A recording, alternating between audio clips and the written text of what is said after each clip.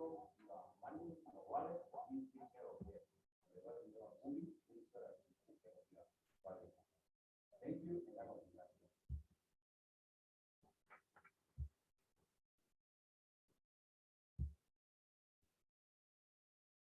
don't know why for me it's not as once you go out when you know that there's a security risk, then you're scared. Supposed to affirm it. We want to go straight into our session and kindly ask that we all stand for the national anthem. The Kenya national anthem, thereafter the African Union national anthem. We'll do them here on this laptop, please. No, presentation.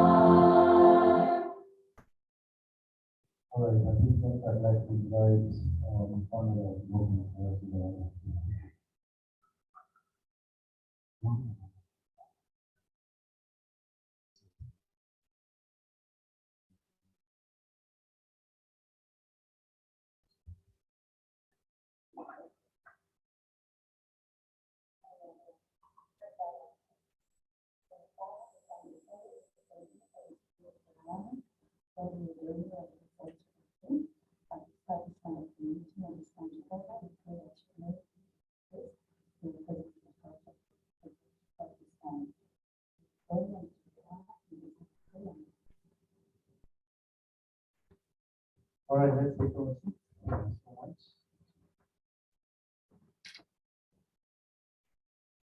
All right, so I want us to do a little exercise. I want to know at least where some of us are from. That was a few questions that I want us to do to start. So why don't you kind of take a turn at this time? Today I will ask you to assist me talking to your neighbor.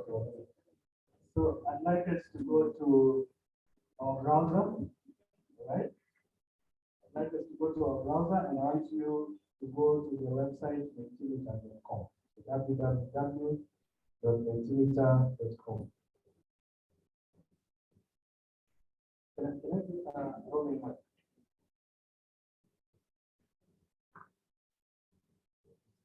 Mentimeter.com. www.menti.com. It's called Mentimeter, but the website is menti.com.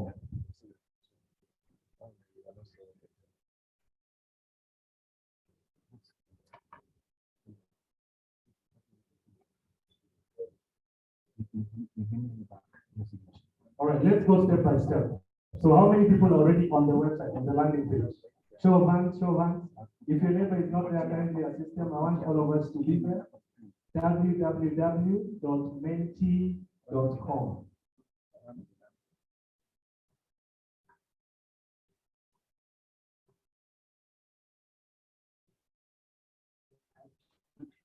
So the code is 57172819. The code is 57172819. So are we there, all of us? Why are you answering the question? Who is that? Why are you going ahead of the teacher? All right, so the first question, of course, asks, so I'd like you to type where you're from. Some of you already ahead. We have people from Malawi, Kenya, Cote d'Ivoire, with Nigeria. We have United Arab Emirates, Cote d'Ivoire. Lot of Cote d'Ivoire. Is it because they're not in the World Cup? There's no one from Ghana. There's no one from Ghana. Yeah, they're just here. Are you getting confused with it? No, I don't want you to raise your hand. I want you to type there. All right, so have we typed there? Great, great. So I see we are quite represented here. So let's go to the second question. All right, so which year did the Africa Fertilizer.org start its operations? So which year did they start their operations?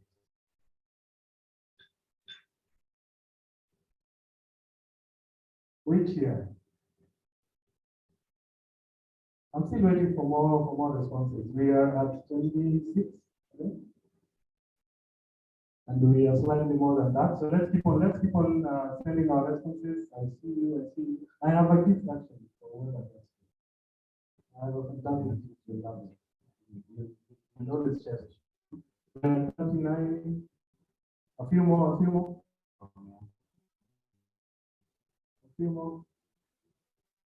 I think the last people are not.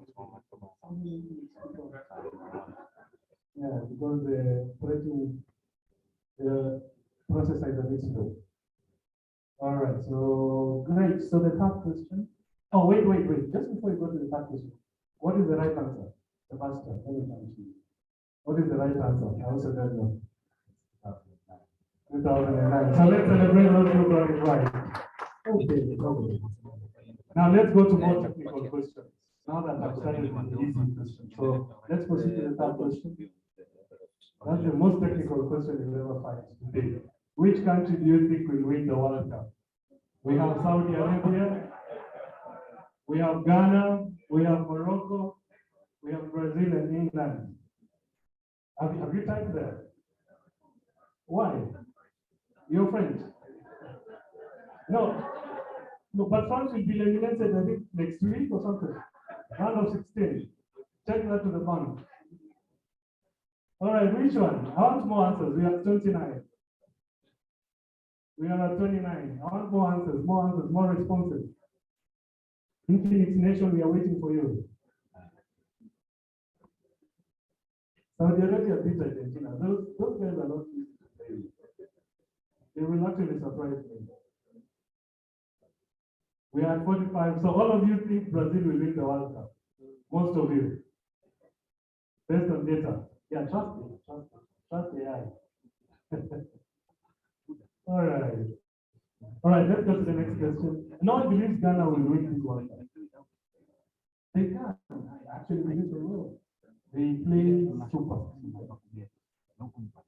Senegal, but all right, so let's go. Yeah, so I believe most of us have been to this country one way or another, whether you came in the other day or you live here or you visited here several times. So just list one or two or three things that you love about this country.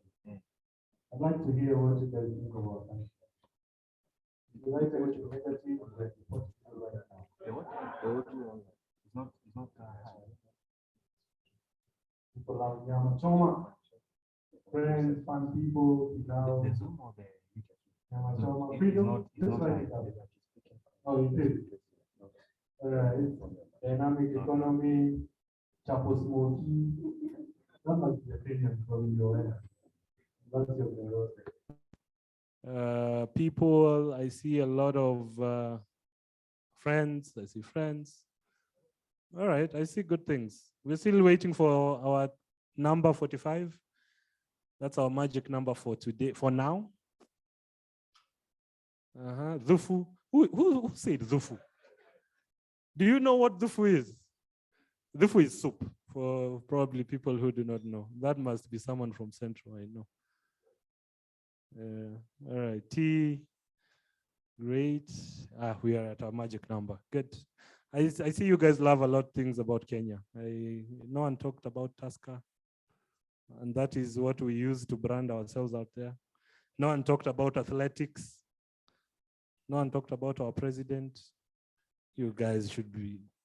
Anyway, let's go. The next question.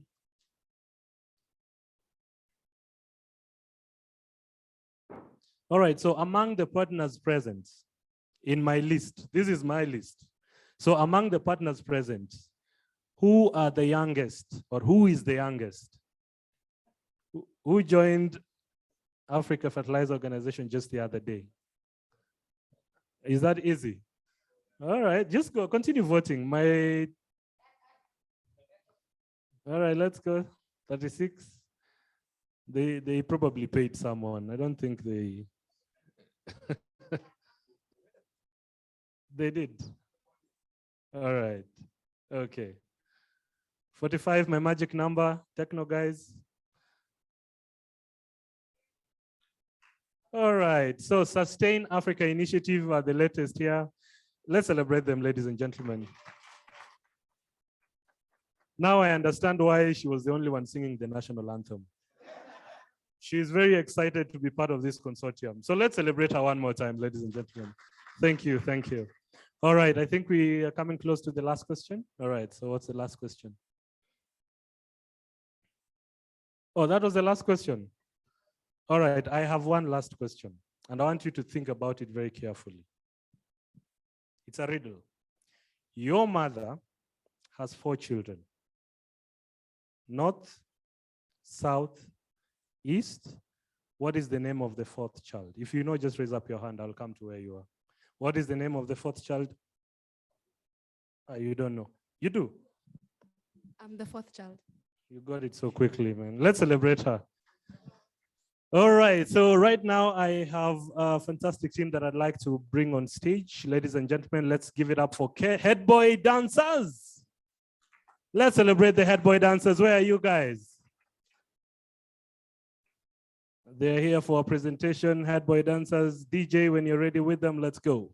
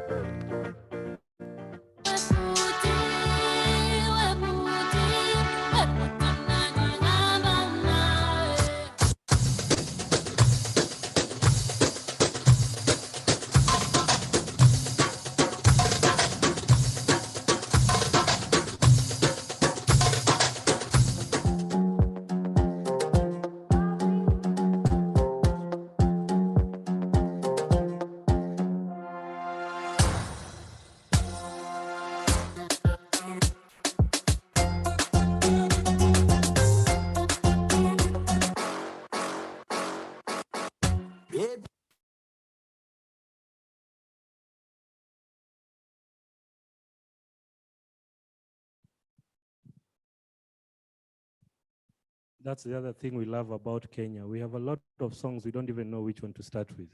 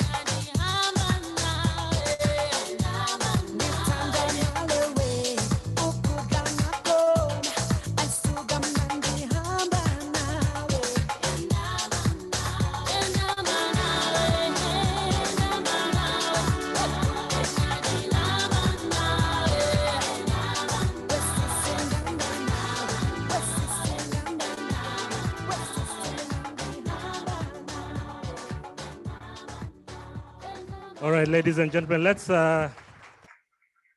give them a better round of applause. You know, when I was young, and I remember this vividly, I was part of a dance team and I was never alone. We were with Sebastian.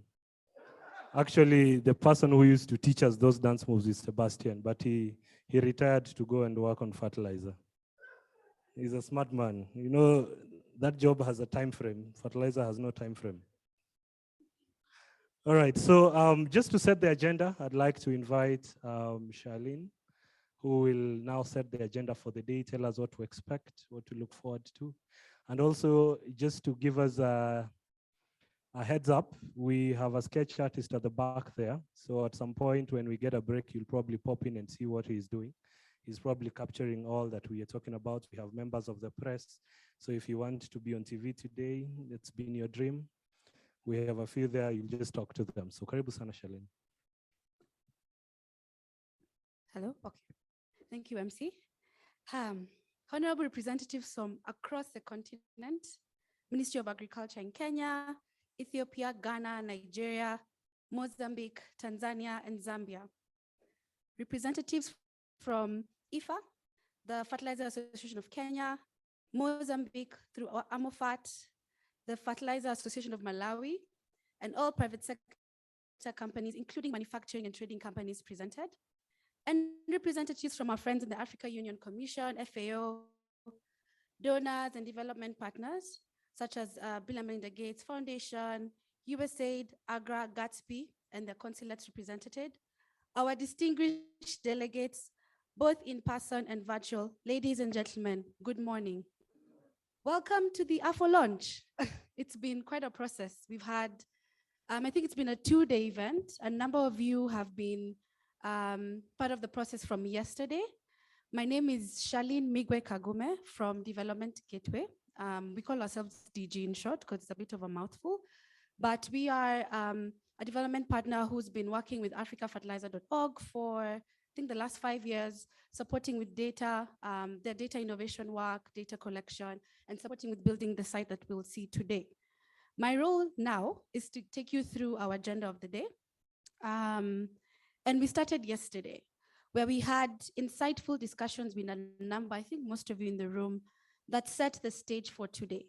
And the discussions were split into two. So we had policy and availability. We had a discussion on policy where we spoke about the kilogram per hectare and the Abuja Declaration. And Patrick Effa from IFA will give us a debrief of how that went.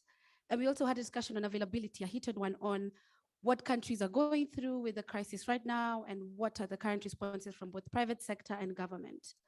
But today we hope to put everything into perspective and at the data at the center of all, in perspectives of informed decision-making to address some of the challenges the space is going through.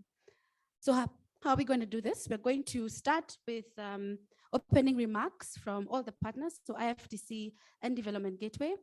And then we'll have a brief overview. How many of us have ever seen Africa Fertilizer work to the IFDC before? Put up your hands, anyone?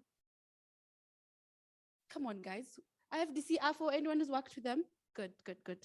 So meaning that this is a launch for all of us. The dashboard and what we see today, the data, the charts, everything we see today is an effort of everyone here collectively, where we've seen AFO co-design the dashboards, ask for your feedback on the data, working with new stakeholders, such as I can see Ethiopia is here, we're starting to engage, Mozambique, Malawi. So it is really a celebration of all the work that's come together. From there, we can't have a launch, of course, without the keynote address.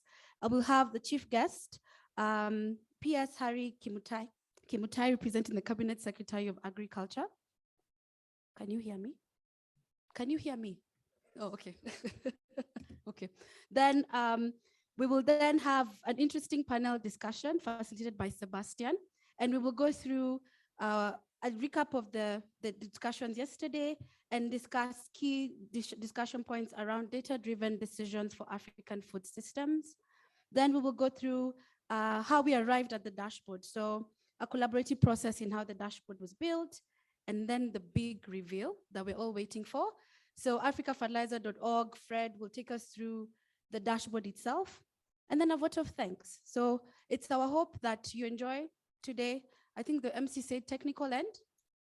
Technical end? Thank you. So we hope to enjoy as well as discuss key issues in the sector. Thank you all.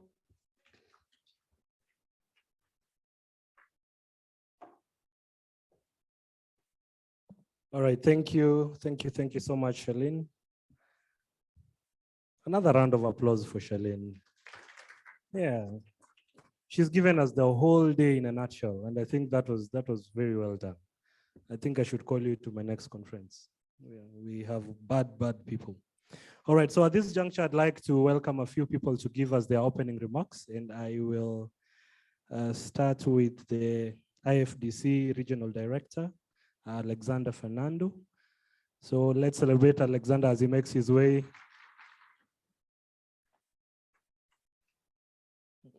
Karibu sana. Good morning, everyone. That was really a very rousing welcome with the dancers and the introductions and the overview of today's event. I understand the Honorable PS is just arriving into the building, but let me start by my prepared remarks today. So, Honorable PS from the Ministry of Agriculture and Livestock Development, the Honorable Harry Kimutai, representing the Cabinet Secretary of the Ministry of Agriculture, representatives from the various ministries of agriculture that we have here today. We really have excellent representation, not only from Kenya, but also Ghana, Zambia, Ethiopia, Mozambique, Tanzania, and Nigeria. Thank you also for representatives from the International Fertilizer Association, IFA, also the Fertilizer Association of Kenya, of Malawi, and of Mozambique, and also the many representatives from the fertilizer sector, blenders and manufacturers present today. Representatives from the African Union Commission, FAO, also donors present here today, and development partners, including the BMGF, Bill and Melinda Gates Foundation, USAID, AGRA, Gatsby Trust, our distinguished delegates who are both here in person and online. Really welcome, ladies and gentlemen. So on behalf of IFDC and also AFO, I'm really delighted to welcome you here to the launch and rebranding of Africa Fertilizer. My name is Alexander Fernando. I'm the Regional Director of IFDC for East and Southern Africa, based here in Nairobi. Before I go into a brief overview of the history of AFO, I'd also like to introduce IFDC a little bit to you. We're an international nonprofit organization formed in 1974. And interestingly, some of you may remember it was also a time of crisis. There were high oil prices that led to high fertilizer prices. And IFDC was really formed with a mandate of bringing productive technologies into the hands of smallholder farmers. We now scale a large gamut of activities from connecting research to farmers' fields, production on the fields, and also to markets. And we do this in very extensive collaboration with the private sector throughout the whole productivity chain, both working with input suppliers, agribusiness, service providers, and also output markets. On our fertilizer research side, we have a one-of-a-kind fertilizer pilot blending plant at our headquarters, where we work particularly with private research to private companies to develop new technologies. But we also do this in a way that is, we look at fertilizer use much more holistically. So looking at things like integrated soil fertility management, which combines both organic and inorganic materials for much more better outcomes, better soil health, and better environmental stewardship. Our research team at our headquarters is implementing a USAID-funded Soils Consortium project, which brings together various US universities, international agricultural research organizations, and also national research organizations. And most recently, the Soils Consortium was awarded a USAID-funded Space to Place program to address the current crisis, and that's being rolled out in several countries in Africa. And it will enable the delivery of spatially appropriate soil management fertility recommendations that are guided by soil maps. This is the space component, together with farm characteristics, slope characteristics, and the application with smallholder farmers. And this is the place part of the program. We've also played a key role in working with governments and the private sector on enabling environment issues. And in Kenya, in 2018, we launched the Kenya Fertilizer Roundtable that brought together actors from across the space. We have government, development partners, industry, researchers, and of course, a lot of sponsoring partners as well, including Gatsby Trust and others. And from here also launched the Kenya Fertilizer Platform, which is really a very neutral space to bring together these actors to discuss and debate key issues in the sector. As many of you know, IFDC played a key role as a technical partner supporting the African Union in the first fertilizer summit in Abuja in 2006. And it was out of this in 2009, as we now know, that AFO was formed, africafertilizer.org. And it was with key funding from the International Fertilizer Association and also FAO that led to the forming of fertilizer technical working groups. And these are really still a key foundational part of the way that AFO and our partners conduct validation of fertilizer statistics. We heard some of it in one of the side sessions yesterday. I'm sure you'll hear more about it today. But these fertilizer technical working groups bring together representatives from ministries of agriculture, fertilizer departments, customs, revenue authorities, of course, also industry, to validate national statistics, which then go into FAO stat and onto the large international data sets. So 2009, when AFO was formed, was really a time when there was very scant information on fertilizer markets in Africa. It was also a time when the sector looked very differently. There was very little manufacturing and also very little blending happening on the continent. That has certainly changed dramatically. And now from these early origins, africafertilizer.org is really the preeminent source of public fertilizer market information to inform decision makers, both from the public sector, from the private sector, and from development partners on key actions going forward. In West Africa, we also collaborate very closely with the West Africa Fertilizer Program that then became the Engrais program implemented by IFDC and funded by USAID West Africa. And Engrais and AFO contribute and collaborate quite closely in fertilizer markets in the region over there. And then since 2019, AFO has partnered very closely with Development Gateway, you heard from Charlene, and also partners from Wallace & Associates as part of the VIFAR project, which is funded by the Bill and Melinda Gates Foundation. And this was initially tasked with developing fertilizer dashboards in key countries. The first 3 countries were Kenya, Nigeria, and Ghana. And it's now being rolled out to 5 additional countries: Ethiopia, Mozambique, Malawi, Zambia, and Senegal. Development Gateway is also one of our key technology partners. And today, you'll see the new rebranding and the new website that was co-created together with Development Gateway, which is really the focus of all of the activities today. Much more recently, starting this summer in response to the crisis, africafertilizer.org, together with USAID funding, also launched the Africa Fertilizer Watch, which is a monitoring and early warning system, again, to inform decision makers from the public and the private sector on the status of fertilizer markets in the country. We did receive a short demo of this yesterday in our side event, and I'm hoping it might also be a feature in today's activities. So at the start of the fertilizer crisis, or basically since the fertilizer crisis, AFO has really become a key source of information to inform major events that are going on globally. Africafertilizer.org has been involved in the UN Global Crisis Response Group, the African Union Commission CADAP meetings, where AFO data is used as the fertilizer consumption indicator, the Sustain Africa Initiative, and also others. And as you can imagine, africafertilizer.org is also playing a key role in the lead up to and follow on from the African Fertilizer and Soil Health Summit that will take place again this year under the auspices of the African Union in Senegal. And for this summit, IFDC is one of the key technical partners, working closely with policy partners, RENAPRI, and also the Alliance for African Partnership, AAP.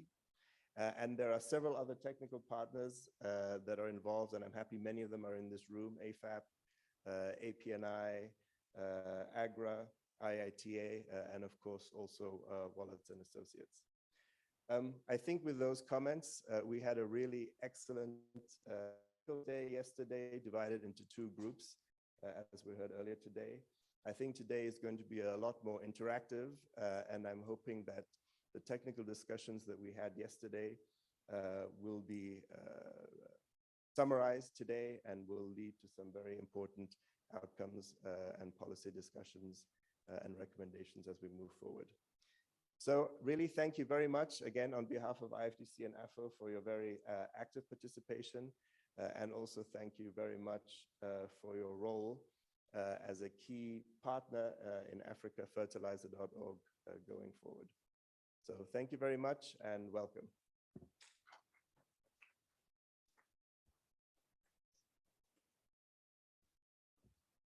Thank you so much,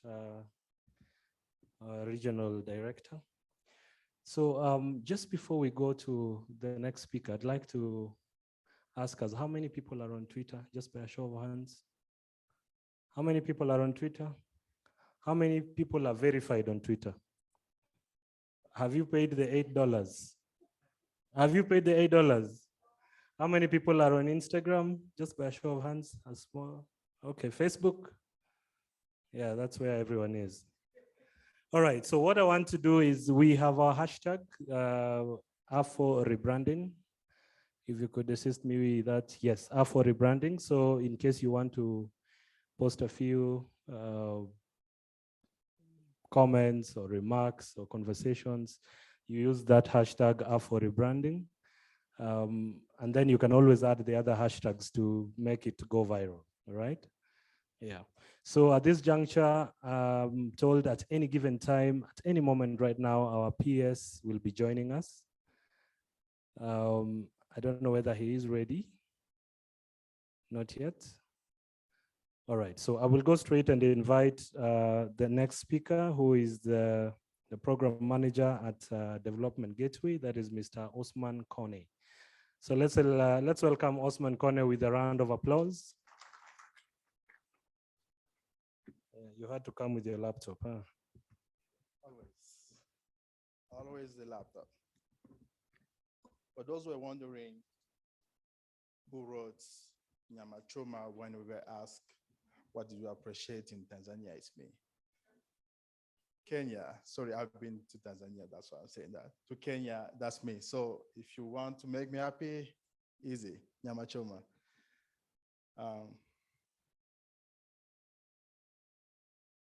Honorable PS Ministry of Agriculture and Livestock Development, Honorable Harry Mikimutai, representing the Cabinet Secretary for the Agriculture, Honorable Mithika Linturi, Honorable representatives from the Ministry of Agriculture in Kenya, Ethiopia, Ghana, Nigeria, Mozambique, Tanzania, and Zambia, representatives from the fertilizer industry, including the International Fertilizer Association, the Fertilizer Association of Kenya, the Mozambique Fertilizer Association, the Fertilizer Association of Malawi, and all private sector companies, including manufacturing and trading companies represented.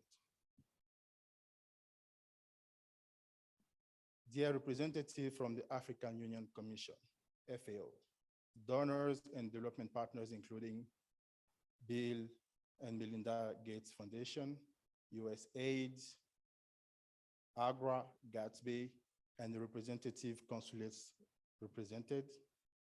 Ladies and gentlemen, it's an immense pleasure to represent Development Gateway on this special occasion. Development Gateway, commonly called DG, as Charlene mentioned, is an international nonprofit organization with a presence in 10+ countries worldwide. For more than 20 years, our focus has been researching data ecosystem, building technical tools, and advising on data strategy to strengthen data-driven decision-making in different sectors, including agriculture.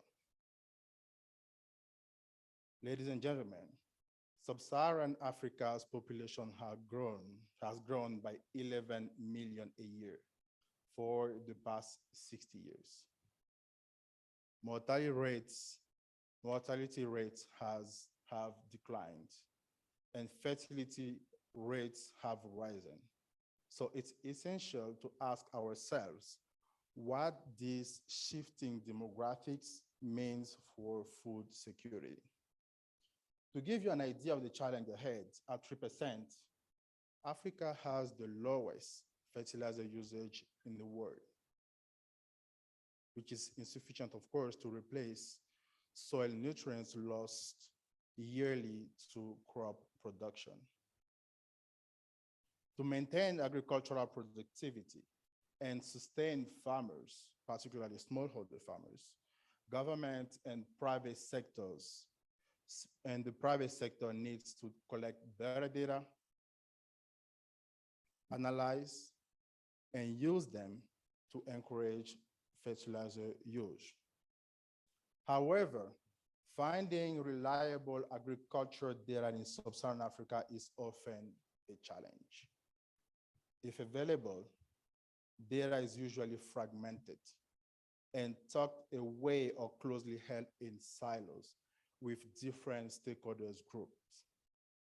Where shared, it is also significantly delayed or in format that makes analysis difficult. I think the AFO teams know what I'm talking about. Very hard sometimes to have access to this data or to be able to better get them together, analyze them, and make a story out of that. For stakeholders who need information for decision-making, more reliable data is necessary. Since 2018, Development Gateway, Wallace and Associates, and the International Fertilizer Development Center, FDC, through its AfricaFertilizer.org initiative, and with the support from the Bill and Melinda Gates Foundation, have led the Visualizing Insight on Fertilizer for African Agriculture that we commonly call VIFA.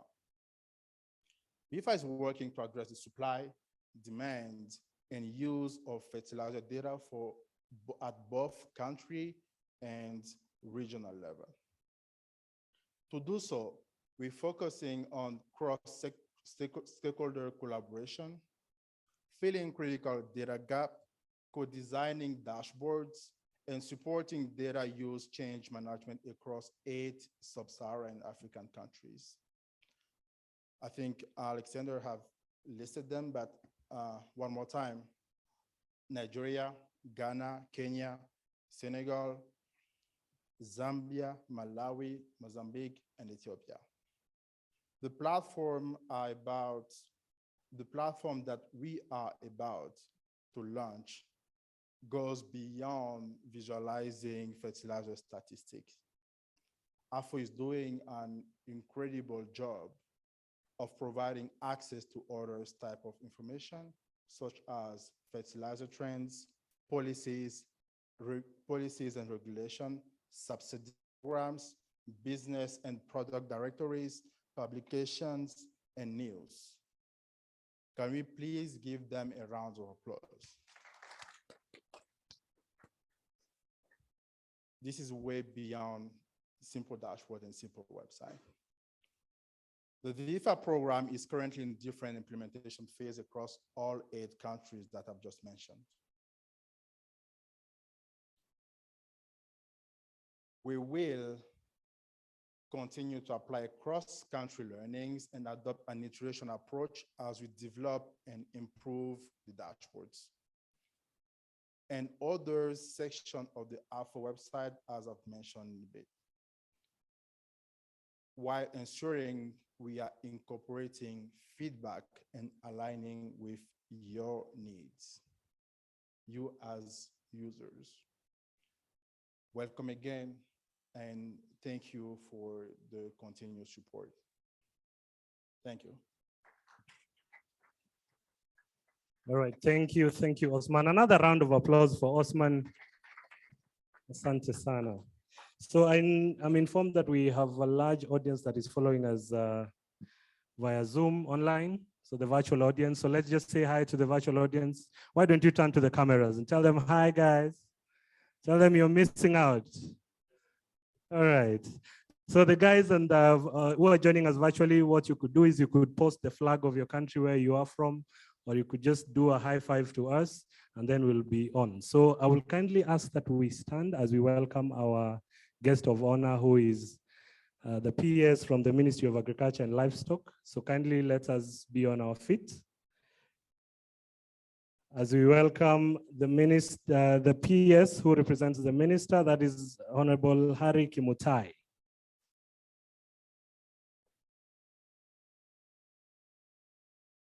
That's not the one.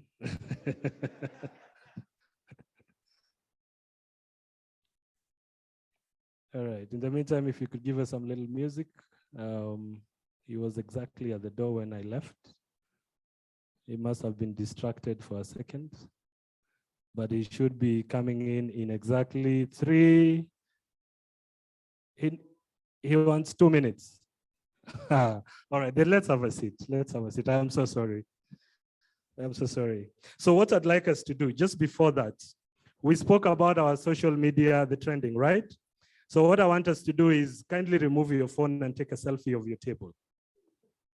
Take a selfie of the people on your table. Use the best possible phone. Don't use Techno. Don't use Nokia. Nokia is yesteryear. So take a nice photo and then I want you to post it on Twitter, whoever is on Twitter from your table. This table has a lot of iPhones, so just choose which iPhone is the latest. The one that was bought yesterday. Take a photo of your table. There's a table that has no iPhone. What is happening on this table? Chinese phones, made in China.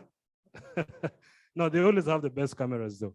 So once you've done that, I want you to post the photo on Twitter under the hashtag AFO rebranding. The best photo will get, the best table will get a gift. So just make sure you have the best possible poses. Which one? There's someone who wants to send on email. We're not looking at email. All right, have we, that table at the end, have you taken a photo? Is it those nice photos? All right. And which other table? This table of 2 people? You've taken one. All right. Are you uploading? I also want you to tag the people on your table.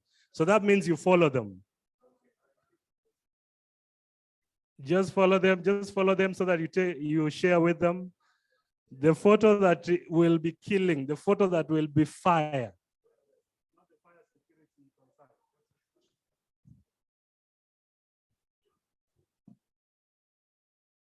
AFO rebranding. The hashtag is AFO rebranding, AFO, capital AFO rebranding.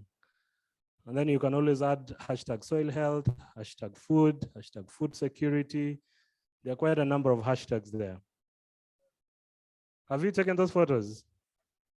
All right, all right. So in a minute, we'll probably be looking at them. I don't know whether we can have them shared on the screen.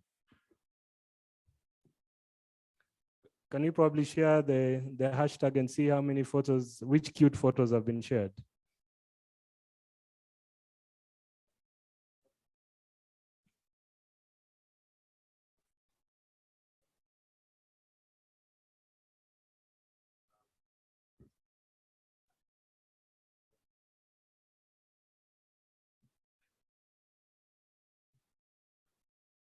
Have we?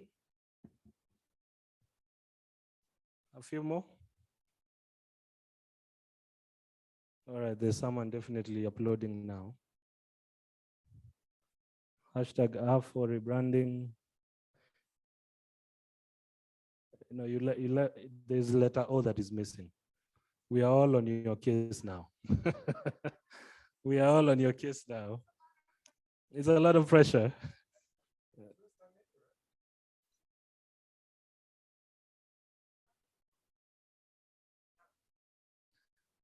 All right, so who has like 10,000 followers? That would be our influencer of the day. Who has 10,000 followers? No, no, no, on Facebook. On Facebook is so old school. That's okay, but it's so old school, you know. Actually, right now we should be going on TikTok. Who is on TikTok? Probably you should post that on TikTok. All right, so there we are. There we are. AFO rebranding. The hashtag. We only have one. And he did it while we were watching. Oh, there we go. There we go. No, that is not here.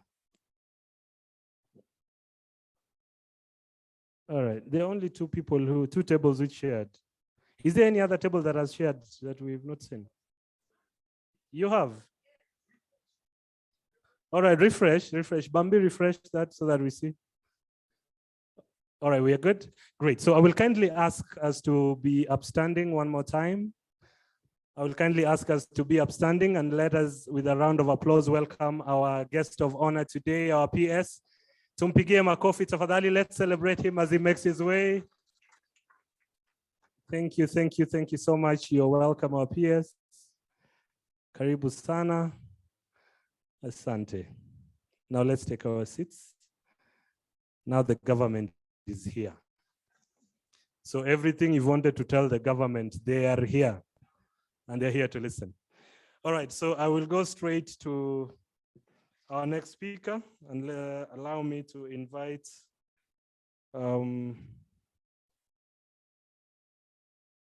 sorry, I think Charlene took all my papers here.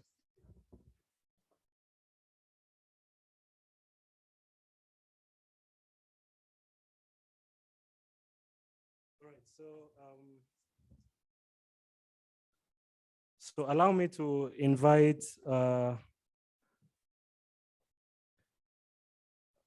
Bambi to prepare the video because our next speaker is not here today. Wallace and associates were here yesterday, but they had to be somewhere here today. Today, they had to be somewhere else. I think that is somewhere in South Africa. Ideally, he wanted to leave a message, but I think he ran out of time. So we will acknowledge his contribution and his presence yesterday and his thoughtful wish for today, but we do not have that. So I will kindly ask whether our next video is ready. We are queued? Not yet? All right. After that, we will have the program lead for Africa Fertilizer Organization to come and give his remarks. And just to give you a little heads up of what's coming up is we want to know, I mean, 2009 is when they started the operations, but we want to know how has the journey been? What have been the ups, what have been the downs, what have been the successes probably that they've experienced, what have been the not so successful, we call them the learning opportunities. And to bring us that, we'll have Sebastian, but for the time being, we'll have a video to play. We are ready? Good? Great. On the 12th of June 2006, the African Youth Special Summit of the Heads of State and Government was held, where 12 the Abuja Declaration of Fertilizers for an African Revolution was adopted. It sought to guide the sub-Saharan African countries on a mission to promote soil health and revolutionary farming by increasing sustainable production. Given fertilizer, the Abuja Declaration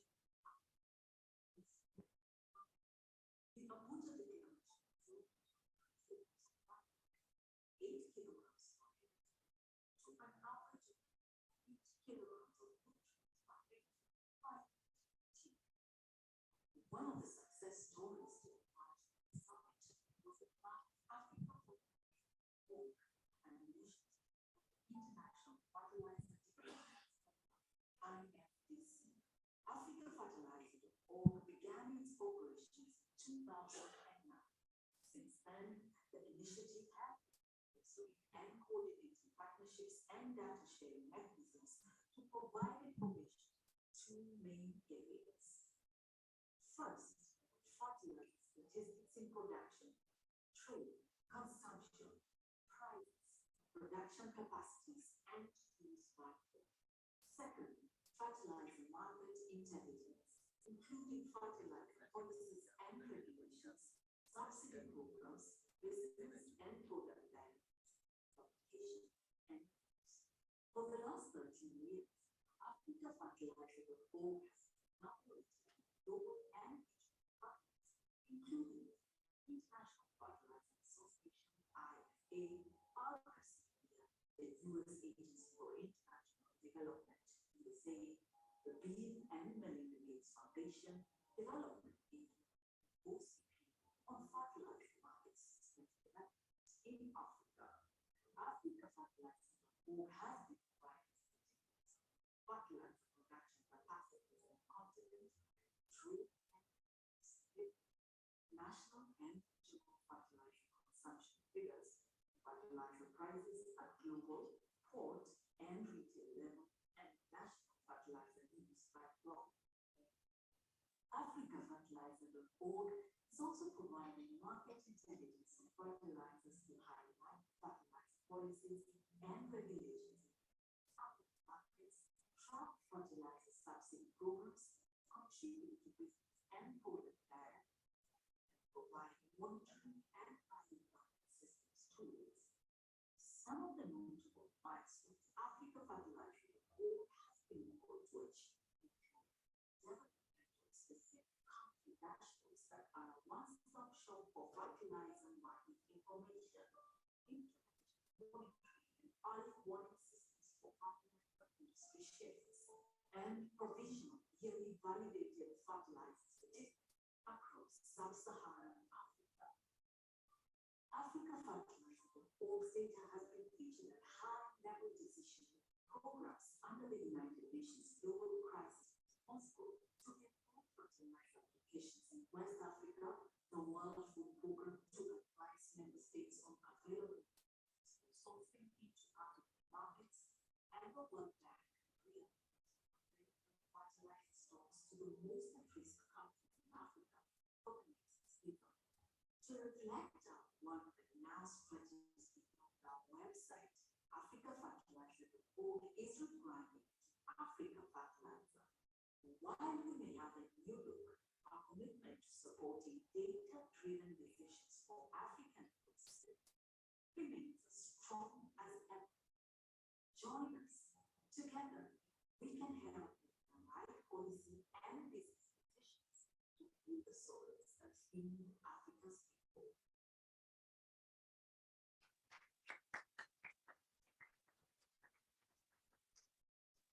Right, to give us more information, ladies and gentlemen, let us welcome the program lead, Sebastian Nduva.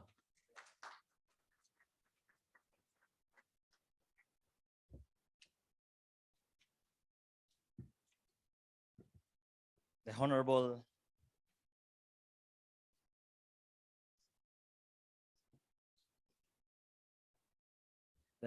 PS, Ministry of Agriculture and Livestock Development, Honorable Kimutai, the Honorable representatives from the Ministries of Agriculture in Kenya, the Ministry of Agriculture in Ethiopia, the Ministry of Food and Agriculture in Ghana, the Ministry of Agriculture in Mozambique, the Ministry of Agriculture in Tanzania, the Ministry of Agriculture in Zambia, representatives from the fertilizer industry, including the International Fertilizer Association, IFA, the Fertilizer Association of Kenya, Mozambique Fertilizer Association, AMOFAT, the Fertilizer Association of Malawi, and all private sector companies, including manufacturing and trading companies represented herein. Representatives from the African Union Commission, FAO, donors and development partners, the Bill and Melinda Gates Foundation, USAID, AGRA, Gatsby Trust, and the respective consulates represented. Our distinguished delegates, both in person and virtual, ladies and gentlemen, good morning. It is a pleasure to have you here with us today to celebrate the rebirth and the rebranding of africafertilizer.org. We don't take it for granted. You've worked with us, some of you right from the get-go in 2009 to the present day. For that, we say thank you. So I'm going to lead a very small session on the foundational data sets that AFO has managed to come up with from the time we were incepted to the present realities. So the video has highlighted the milestones that africafertilizer.org has achieved from 2009 to date. I will be doing a small presentation on how we managed to collect this data at both national and regional levels, working with member states in the African context. I'll also be taking you through very briefly the private sector involvement in co-creating some of the dashboards, some of the platforms that africafertilizer.org has managed to come up with. And last but not least, I'll also be mentioning some of the partners that have been involved in this journey and milestone culminating in the rebranding of AFO for today. So if I could have the presentation on slides, please.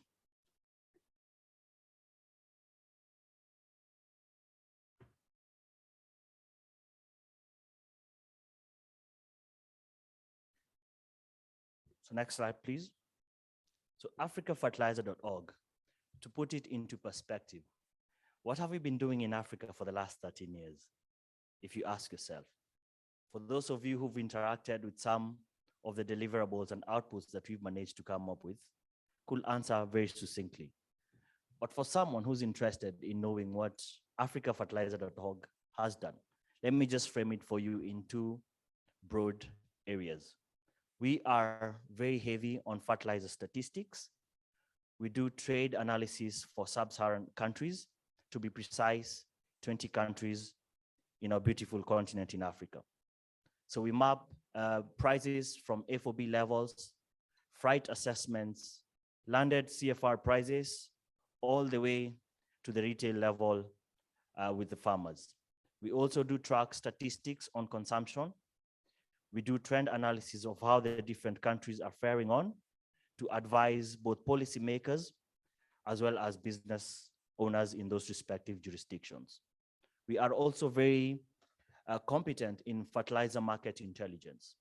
So anyone who's in the fertilizer business will attest or will give testimony to the role that data, especially in the fertilizer space, does or bears in informing what moves they make. Before governments can craft their subsidy programs, they have relied on our data to sort of set the market and do their own assessments. Before the private sector do their sourcing plans for the subsequent seasons, they have relied on our data to also advise and inform on which specific products are in demand, how much tonnage is needed, and when. Next slide, please. So we do not own any of this data. We work together with partners. So through a co-creation process, what we call the Fertilizer Technical and Working Groups, or in short, FTWGs. We work with national governments, customs officials, the private sector, research organizations, development partners. And in a series of 3-4 days, we hash out the numbers and come up with a validated position. So if I tell you that the consumption for Kenya is 700,000, was 700,000 in 2021, that is true position, and it can never be refuted or disclaimed anywhere. That's how strong our validation process is. This is done on an annual basis, and the data that we use can confidently be used in any policy-making platform. We also work with the private sector. We don't do this alone because private sector has been our biggest beneficiary in terms of the statistics that we come up with. So we've co-created currently 3 dashboards for Kenya, Ghana, and Nigeria. And in the next 2 years, working with the governments represented in this room, we'll be co-creating dashboards for Ethiopia. We'll be doing the same for Mozambique. We'll be doing the same for Zambia, Malawi, and last but not least, Senegal. So my call to action to the development community in this room, to the private sector represented herein, is to join us in this journey to help us co-create as many dashboards as possible for the African space. Because as it is right now, Africa only represents about 3% of the total consumption globally. We're at about 18 kilograms per hectare in comparisons to the global average of around 120 kilograms per hectare. And that is why the stakeholders represented in this room will be critical dare I say, very, very important in terms of coming up with national level strategies that can then be domesticated and domiciled within the respective ministries of agriculture in those countries. Next slide, please. So the snapshot you can see on screen, this is some of the outputs that we've managed to do. This basically frames the fertilizer crisis as it began from second half of last year to date. So we have managed to put into perspective the consumption figures for each of the nations represented on that map. We are also able to track the inventories year to date for this year, and then also give, in terms of coverage, how the countries are faring on. If you would have looked at that map in Q1 of this year, most of the countries were in the red. And that is why we got involved in high-level interventions through the UN Global Crisis Response Group to allocate fertilizers to West Africa. Some of the beneficiaries are actually in this room. We managed to leverage about $2 billion from the African Development Bank for the procurement of fertilizers into Ghana. As we speak right now, there are various initiatives led by the private sector. We have OCP leading the Africa Relief Program. We have Sustain Africa Initiative, funded by the Gates Foundation and led by Rabobank and Yara in securing products to Africa at rebated or discounted price levels. Next slide, please. So as that is there on the screen, I hope that small summary was sufficient enough for you to be incentivized to start interacting with the various platforms that africafertilizer.org has managed to come up with. And this is not the end. No, it's just the beginning. We're getting started, and we'd like each and every one of you to interact with us, help us in developing tools that policymakers in Africa can use, help us in developing tools that the development partners represented in the room could use to calibrate their own humanitarian interventions. Work with us to illuminate the fertilizer markets in Africa. Thank you very much.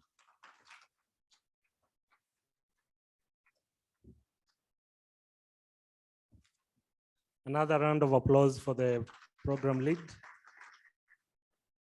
Listening to Sebastian, you can tell he understands his space very well. He was just throwing in numbers and jargons, and we're like, yeah, we just agree with him.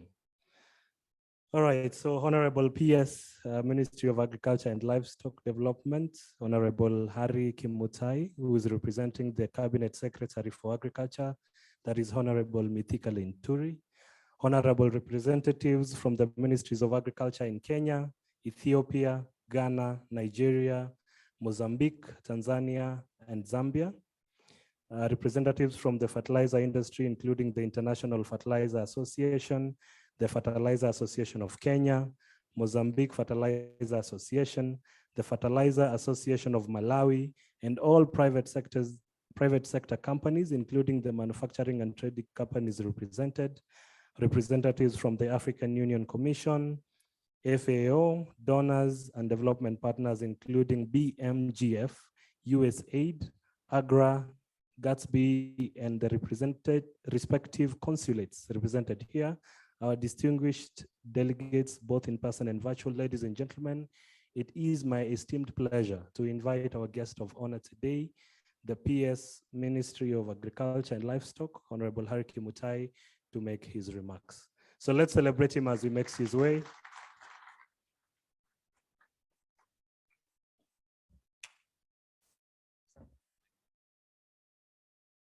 Thank you. Allow me, first and foremost, to bring the greetings from our Cabinet Secretary, Honorable Mithika Linturi. He will have wished to be with you here today, but because of the Cabinet meeting, which, as you all know, it's mandatory for the Cabinet Secretaries to attend, he could not attend, and therefore I'm here to represent him to read his speech and give the position of the Ministry of Agriculture in regard to the issues that we're discussing this morning. I'll not be able to, as Peter was mentioning all those protocols that he mentioned. I cannot recall all of them. So you'll have to allow me to start with the regional director for IFDC, my good friend that I've known today. I was reading a lot of correspondence about him, Mr. Fernandez, the representatives of the development gateway. I've met Madam Migwi there. Thank you so much. The representatives of USID and my colleagues from the various ministries of agriculture of the EU member states who are here. I know we're many and the list is long, and I'm happy that you've come to join us today here in Kenya, and I want to welcome you all to Kenya. I hope you're having a nice day. I've been told that yesterday was wonderful, and even today is going to be more better. So ladies and gentlemen, all protocols observed, I am excited to be part of this auspicious occasion of the launching of the revamped new fertilizer.org website.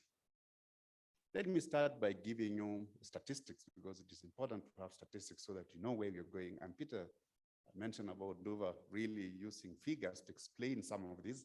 And I also want to give you statistics, and specifically from the United Nations and Africa population shows that we are growing at the rate of 2.7% per year, and with expected population of 2.5 billion people by the year 2050. Now figure out that. You might not think 2050 is far. When Kenya was developing this vision 2030, some time back, and I think 202 or thereabout, and you're talking about vision 2030. But if you look back now and see where we are, and we are just 8 years to vision 2030. So what have we achieved? So we are going back to our statistics and to confirm what have we achieved within our vision 2030. I'm trying to tell you, ladies and gentlemen, that when you talk of vision by 2050, that our population will be hitting 2.5 billion. Take it that it is true, and I think it will happen, and we have to get ready. In Kenya, our constitution gives us the obligation of ensuring that every person is free from hunger and as adequate food of acceptable quality. And that is the mandate that the Kenya government has given itself, and it is clearly enshrined in the constitution. So then, with that mandate that the people give us as a government, we have to make sure that we strive to achieve that, where we give our people food, and they should not be hungry. And it's not just food, it should be of acceptable quality. It is nutritious. So we put that also in our vision of development, that we must have 100% food and nutritional security. So it's going into even the security of the nation itself. So in order to feed our people, we need to put in place strategies that will ensure that we are able to feed our people sustainably, and that the factors of productions are optimally and are within the reach of our producers. Now, the key thing here, ladies and gentlemen, is soil fertility. That shows what is the health of our soil. That means the ability of our soil to supply adequate required nutrients to support the plant growth and production of the yields that can enhance achievement of food and nutritional security. And indeed, I am happy that through the continued partnership with the IFDC and other development partners who are present here today, my ministry has progressively made good strides in addressing issues related to soil fertility. Today, we are gathered here in recognition of the importance of the fertilizers, which, if efficiently and effectively used, can contribute more to more than 30% of our crop yields. So that means if you're to feed our population, we must use fertilizer. And soil health is critical, we have been told. You know, sometimes you just assume that human health is very important, but we realize today that soil health is really critical. It requires the same nutrients that you have. I don't think today, when you woke up in the morning, you needed the energy. What did you do? You grabbed either a glass of juice or a cup of tea to just replenish your body. That means even our plants requires nutrients to replenish itself for growth. And within our country, the Kenya government has made tremendous strides, as I mentioned earlier, in facilitating access and affordability of the fertilizers in the country. Since the onset of the COVID-19 crisis, and fertilizer prices has increased in July, we've all talked about the world global crisis that we are now facing out of the Ukraine-Russia conflict. You can see the challenges that are there. The other day, 2019, we were on COVID. 2022, we are on Ukraine-Russia conflict. So we have to take note of that and ensure that as a government, we make provisions to continue having affordable supply of the fertilizer. And in this, we've been running various interventions, including emergency subsidy programs and providing an enabling environment for business in the space to respond appropriately. Because as a government, we cannot do it alone, but we do provide that environment for the private sector to come on board. This has ensured that our farmers continue their ventures uninterrupted. If our farmers succeed, ladies and gentlemen, we all succeed. Information has become a significant factor of production, in addition to the known factors of production, which is normally land, labor, capital, and entrepreneurship. Now we are adding information as an additional factor of production, because if you don't have it, then your productivity will not be high. However, the information has to be factual, accurate, reliable, and timely to facilitate forecasting, decision-making in regard to the policy and undertaking of the transaction by the stakeholders. All of us here, and I think one of the factors of production, which I mentioned earlier, is entrepreneurship. And entrepreneurship looks at the profit. That is the motivating factor. That's what drives them. So therefore, information is crucial for them to make a decision, an informed decision, so that they are able to make sure that the investment is not wasted. So ladies and gentlemen, we are in appreciation, and we observe that through the collaboration of the AfricaFertilizer.org, Development Gateway, Ministries of Agriculture in Kenya, and I've been told by my team that the collaboration in Kenya has been there for the last 10 years. So it's really a decade, and we need to give a clap to our team from the Ministry of Agriculture. I was indeed surprised when they gave me a brief on the collaboration that for 10 years, they have been constantly providing accurate and reliable information to AfricaFertilizer.org. And out of this, our various private sector players have been able to benefit, and they pass that on to the consumers who are our farmers. Our brothers also from Nigeria, I want to appreciate you, and I'm told you're in the room. Can you also give them a hearty clap? Ghana and other players, fertilizer dashboards have been created to support the respective country fertilizers ecosystem, data that is needed. And today morning, I heard from Luba on not only that they're not just going to remain or the 3 countries, they're going to go further to additional countries, and if possible, to cover the entire of Africa, because the population, the figures, statistics I gave you was not for Kenya, it was not for Nigeria, it was not for Ghana. I gave the statistics for the entire Africa, that by 2050, we'll be talking about 2.5 billion people. So that means AfricaFertilizer.org must be able to move with the speed to cover the entire African countries so that we are all talking from the same page. And in Kenya specifically, we are visualizing insights for African agriculture dashboard that has become a reliable reference point for the government. That means no decision in the government will be made without making reference to this information that we have. And our research team, the academia, and the fertilizer dealers, such as who are able to give information in regard to pricing. What are the trends now that is happening? Are we seeing an upward trend in terms of the prices of the fertilizer? What are the causes of this upward trend? So it is really important to have this information. And you talked about how you engage with the customs department for clearance, giving accurate information in terms of data, that the quantity that the country is importing, and then looking at then the country's consumption patterns. How are we utilizing these fertilizers? Are we just importing these fertilizers and finding no use? So I think this is very accurate information. If this financial year or this year, so I'm using financial year because I'm an accounting officer, so every time is financial year. But I'm saying if this year, for example, we imported so much fertilizer, what was our consumption? And if you're talking about statistics, talking about that it will increase our productivity by 30%, then it's very easy for you to know exactly how much you have. Right now, we are grappling with the challenge of the drought, and we need to know our food balance sheet in the country. Basically, from the data from fertilizer, we know how much has been used, and we're able to compute the output from our farmers, and that will then help us know the food balance sheet in the country.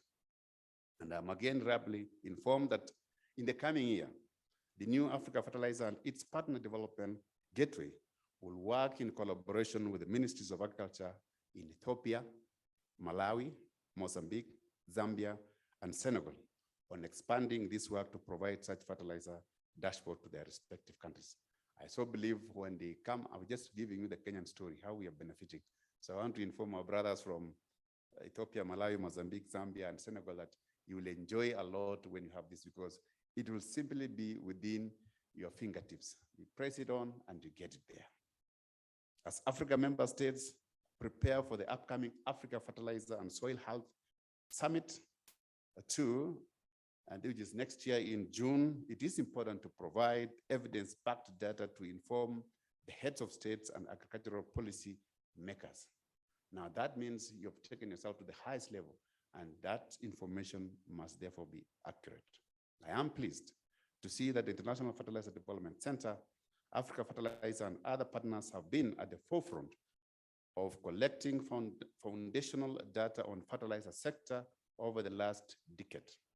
This historical and futuristic data will ensure that the website and country dashboards will be a great resource for all the fertilizer stakeholders. The new platform will also be a necessary tool to jumpstart potential expansion in research and data priorities for the agricultural and fertilizer sector across Africa. Therefore, ladies and gentlemen, our government will continue to support the work done by the National Fertilizer Development Center, the Africa Fertilizer, among other partners, who play a critical and crucial role in guiding fertilizer interventions across the continent. It will be good if this information is shared in the ministry website as such collaborations in ensuring that the ministry has and owns some of the data in its website. That's what we want to show, that this is the source of the information is credible. You know, the questions like, where is this information? Because people say, okay, find this information, but where is the source of this information? Is it credible? When the government owns, then people or the citizens will believe that this is credible information.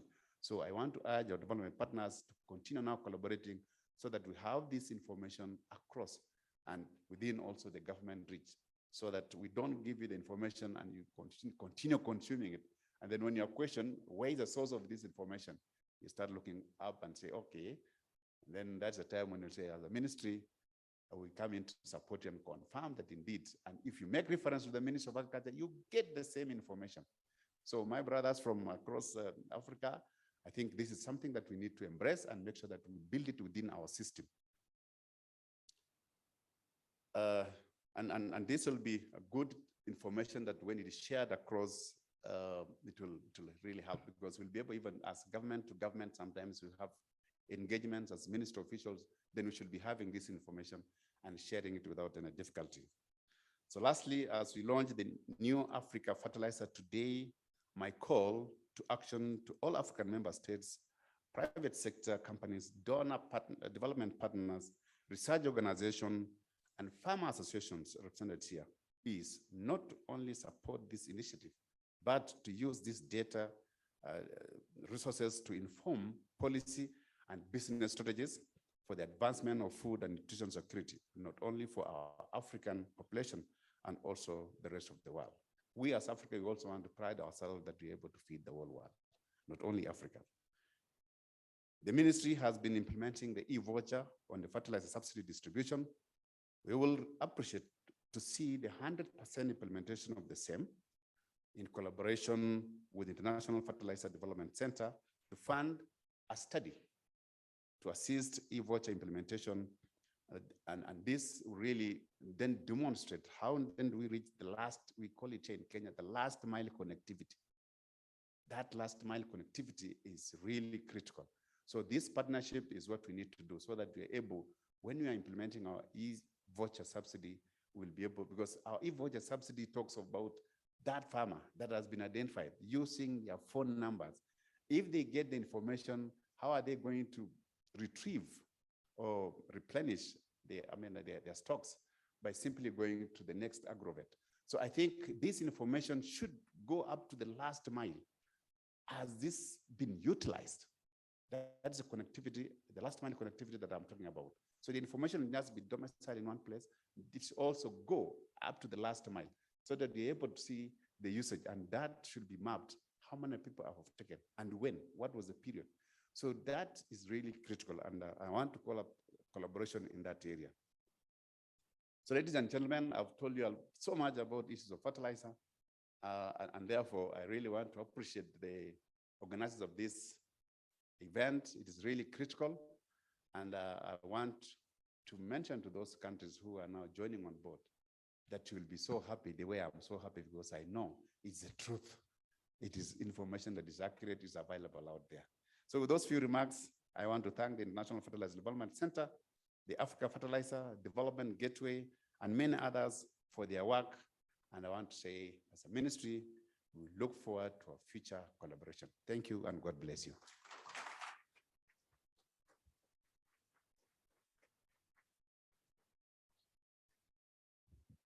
Another round of applause, ladies and gentlemen. Thank you so much, our PS. We want to very quickly, because we know he's quite a busy man and we don't want him to leave before we do the launch. I'd like us to go straight to our panel discussion, and as they prepare, I have a small question, all right? So around your table, I want you guys to think around this. Between number 0 to number 50, how many 4s are there? So discuss around your table. Between 0 to 50, how many 4s are there? In 30 seconds.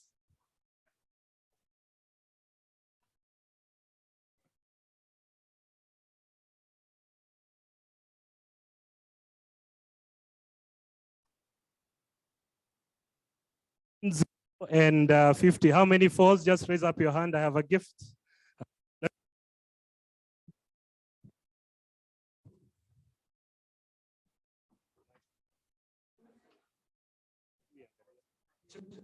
All right, let me start with you. Just raise up your hand. Put it very just stand up. Just remain standing. Here at this table, I want 3 more. Who is it?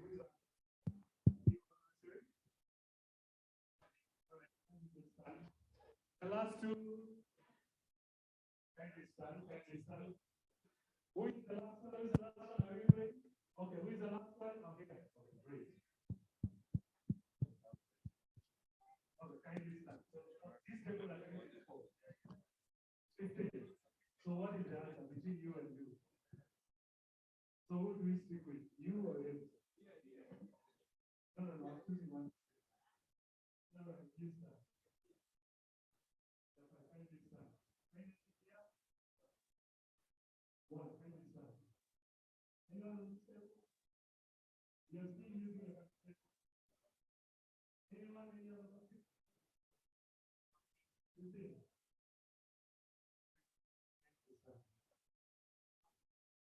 can be done. This level, all right, yes, that's simple. This one, okay. Zero. One. All right, so as I invite Sebastian, I want us to count together, all right?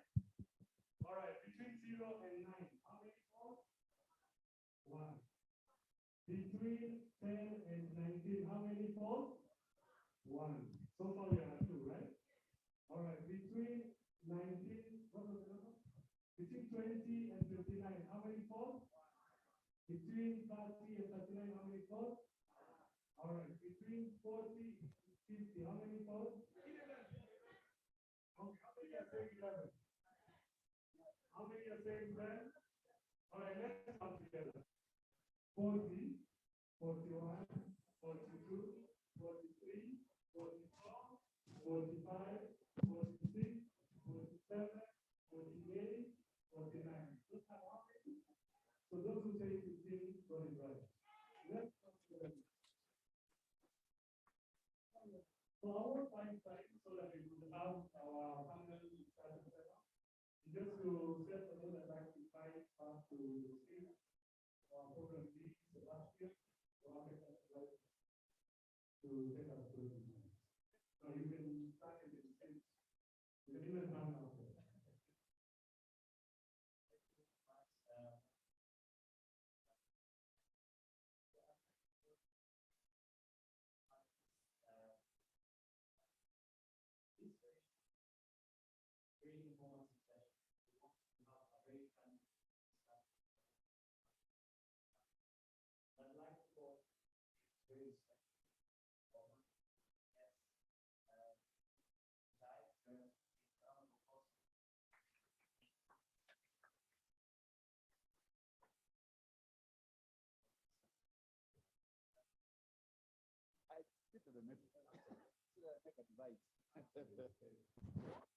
Thank you very much. I'd like to come on the stage from the private sector and the international organizers.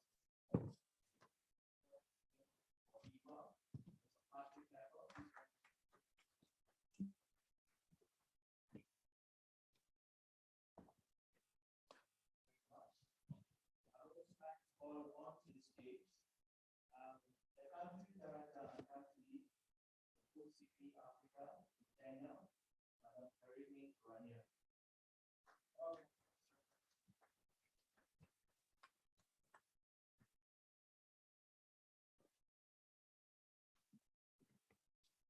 Thank you very much.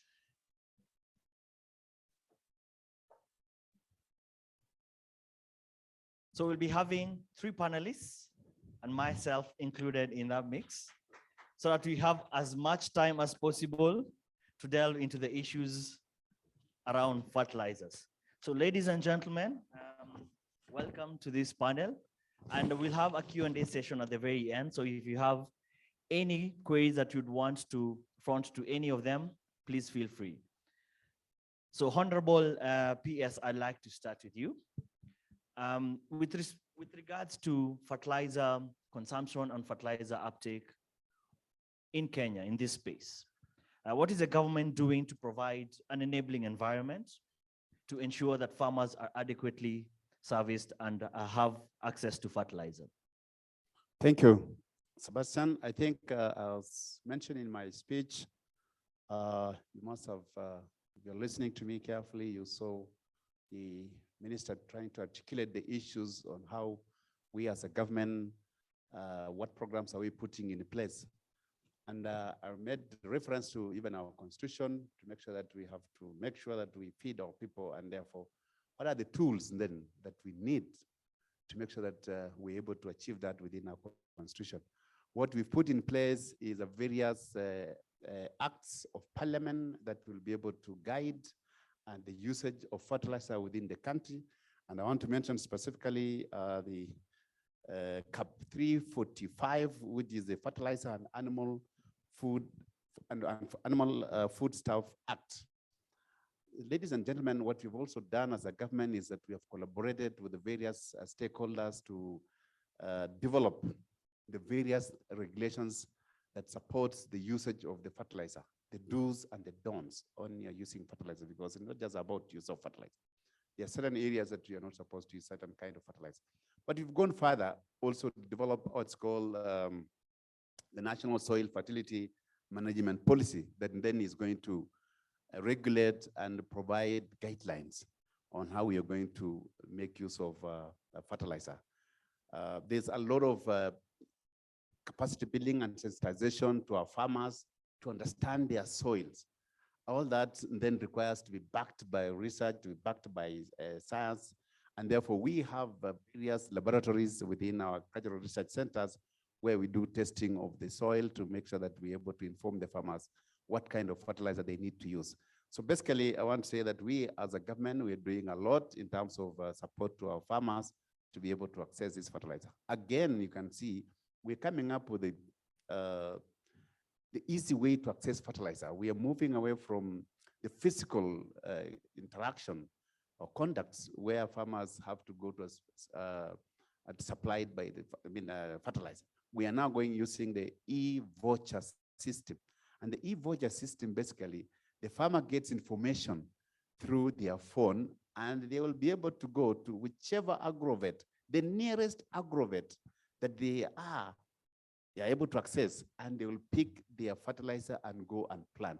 So it comes timely, it helps them, it is cost effective because you do not go very far to go and collect the fertilizer. If the government is giving you a subsidy, there is no need for you to incur additional cost to go and transport that fertilizer from the distributor. What we are saying is the nearest distributor, and we are linking all these distributors using one platform, and that's why we're able now to talk of e-voucher system. So we are doing a lot in that area. Thank you. Thank you very much, Bona PS. And perhaps as a lead up or as a follow-up question, I think the Kenyan government is one of the more agile governments that I've seen, given that we have a regional perspective on what each of the different governments are doing to avail fertilizers, especially in times of crisis.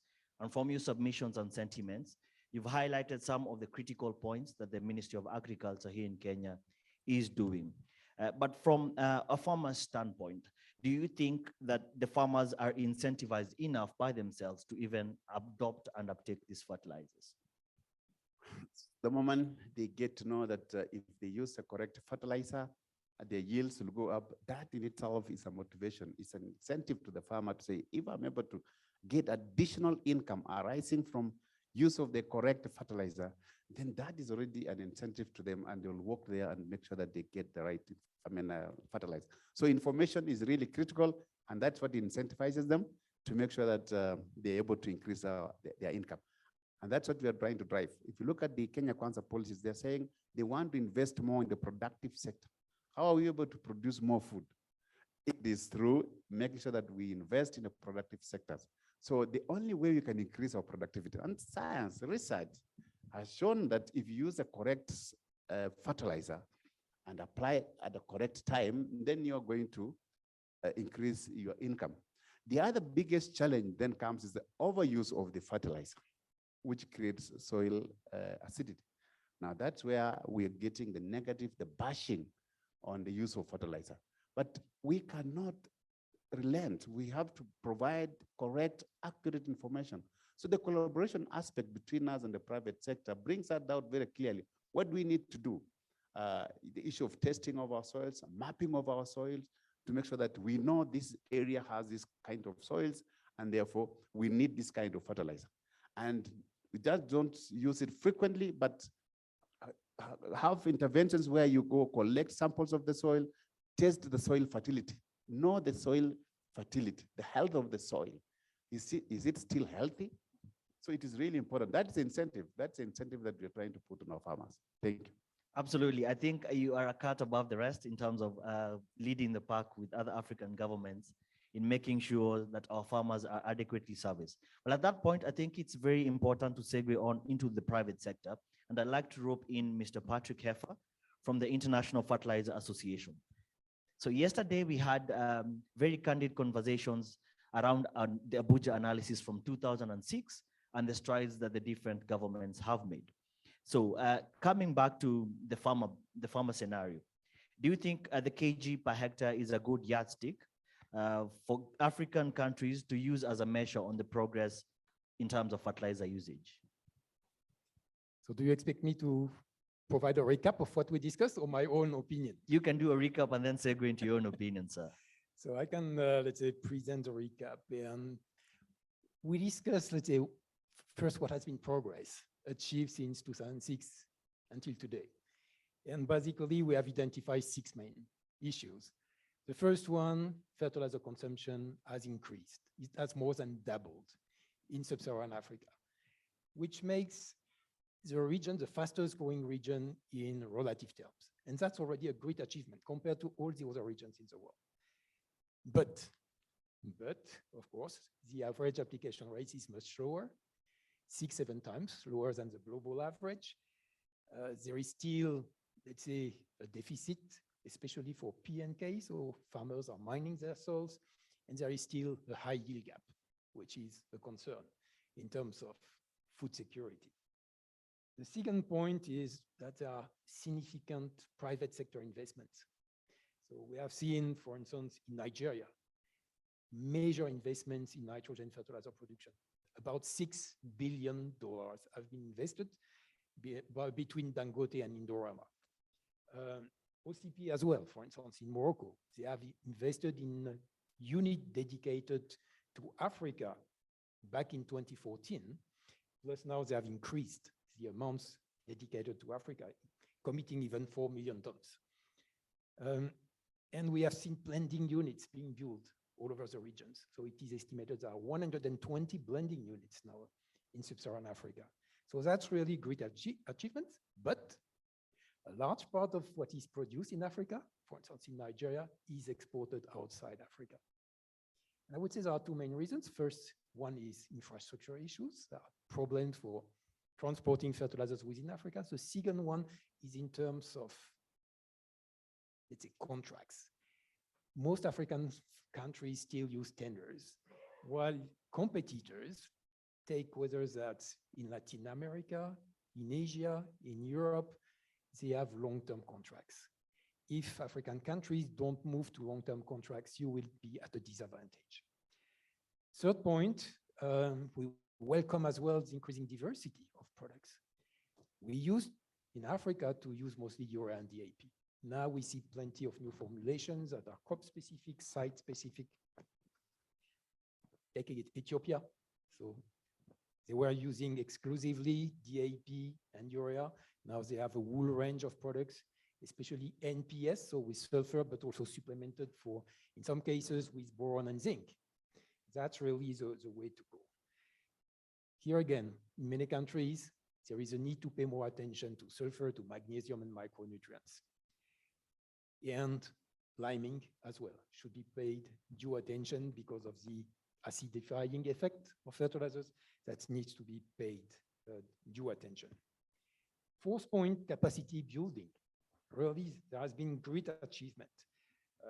Here again, OCP, for instance, they have hired 60 agronomists, I think, in Africa.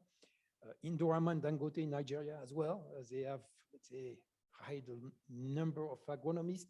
So we see really tremendous investment from the private sector. But there are still many smallholder farmers that are not rich. We still need to do more, whether that's extension agencies, the private sector, or whether we use digital tools. And here in terms of digital tools, we still have, let's say, to look at the potential and to increase the potential of these tools to reach out to farmers. Coming to the data, that was the next point. So kg per hectare is an important indicator, but that's not sufficient. We need much more, especially if we want to tell a story that makes sense. So we need complementary indicators. And some of the key complementary indicators is the split between food, let's say, staple crops and cash crops. In many countries, most of the fertilizer goes to cash crops. If we really want to improve food security in sub-Saharan Africa, we need more fertilizers to go to staple crops as well. There is also a need to understand the split between smallholder farmers and large-scale farmers. In many countries, large-scale farmers are the main users. There is a need for more fertilizers being used by smallholder farmers. Yield gap is also a critical issue because we need to understand what is the situation between current yield achieved by farmers and what is the water limited yield potential. And that requires, in many cases, more nutrients. And that's where we also need to understand the nutrient balances. So understand not only the mineral fertilizer component, but the other inputs, especially the recycling of organic, let's say, sources, manure, livestock manure in particular, also biological nitrogen fixation with more legumes in the crop rotation, and atmospheric deposition in the case of nitrogen. And how does it compare with the nutrient outputs, so the nutrients that are removed with the harvested crop? So once you have all these information plus data on soil maps, etc., you have the whole story.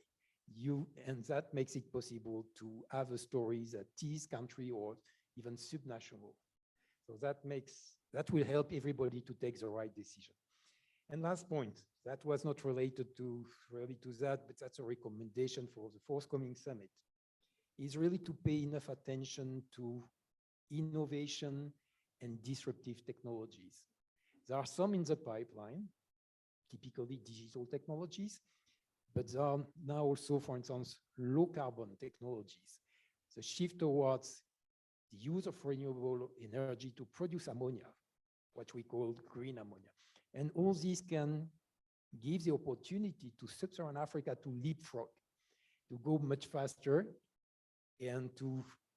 but that's a completely new paradigm, and that should be paid due attention. That was the last recommendation. So thank you.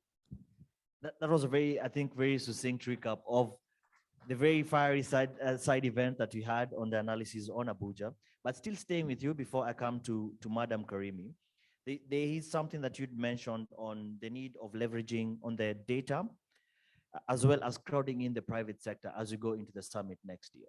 Do you think the private sector is adequately placed or has been involved in the process as a lead up to the summit next year? In the process leading to the summit? Some companies are more involved than others, and as IFA, being a global association, maybe 2 words, IFA is a Global Fertilizer Association. We have 400 plus members in about 70 countries, and our members account for 70 to 80% of global fertilizer production. To respond to your question, we are 95 years. We were created in 1927.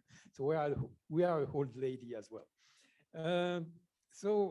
Yes, we need to engage more definitively, because compared to the first summit in Abuja in 2006,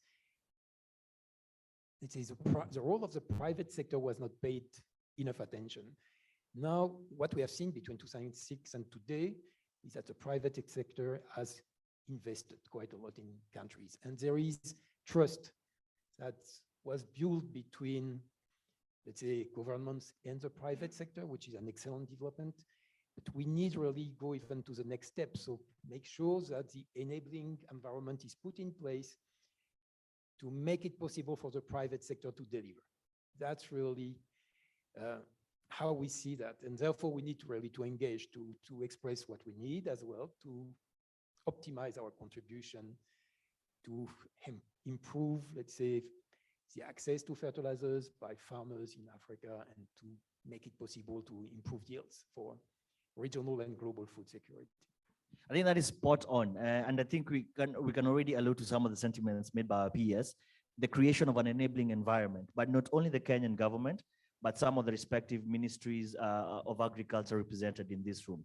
So if you can create dialogue platforms, you can create very robust public-private partnerships, you can then move the needle a bit forward. So coming to Madam Karimi, who represents OCP, one of the biggest phosphate producers and distributors in the fertilizer space. I'd like to move a bit more onto how the crisis is evolving from a private sector perspective.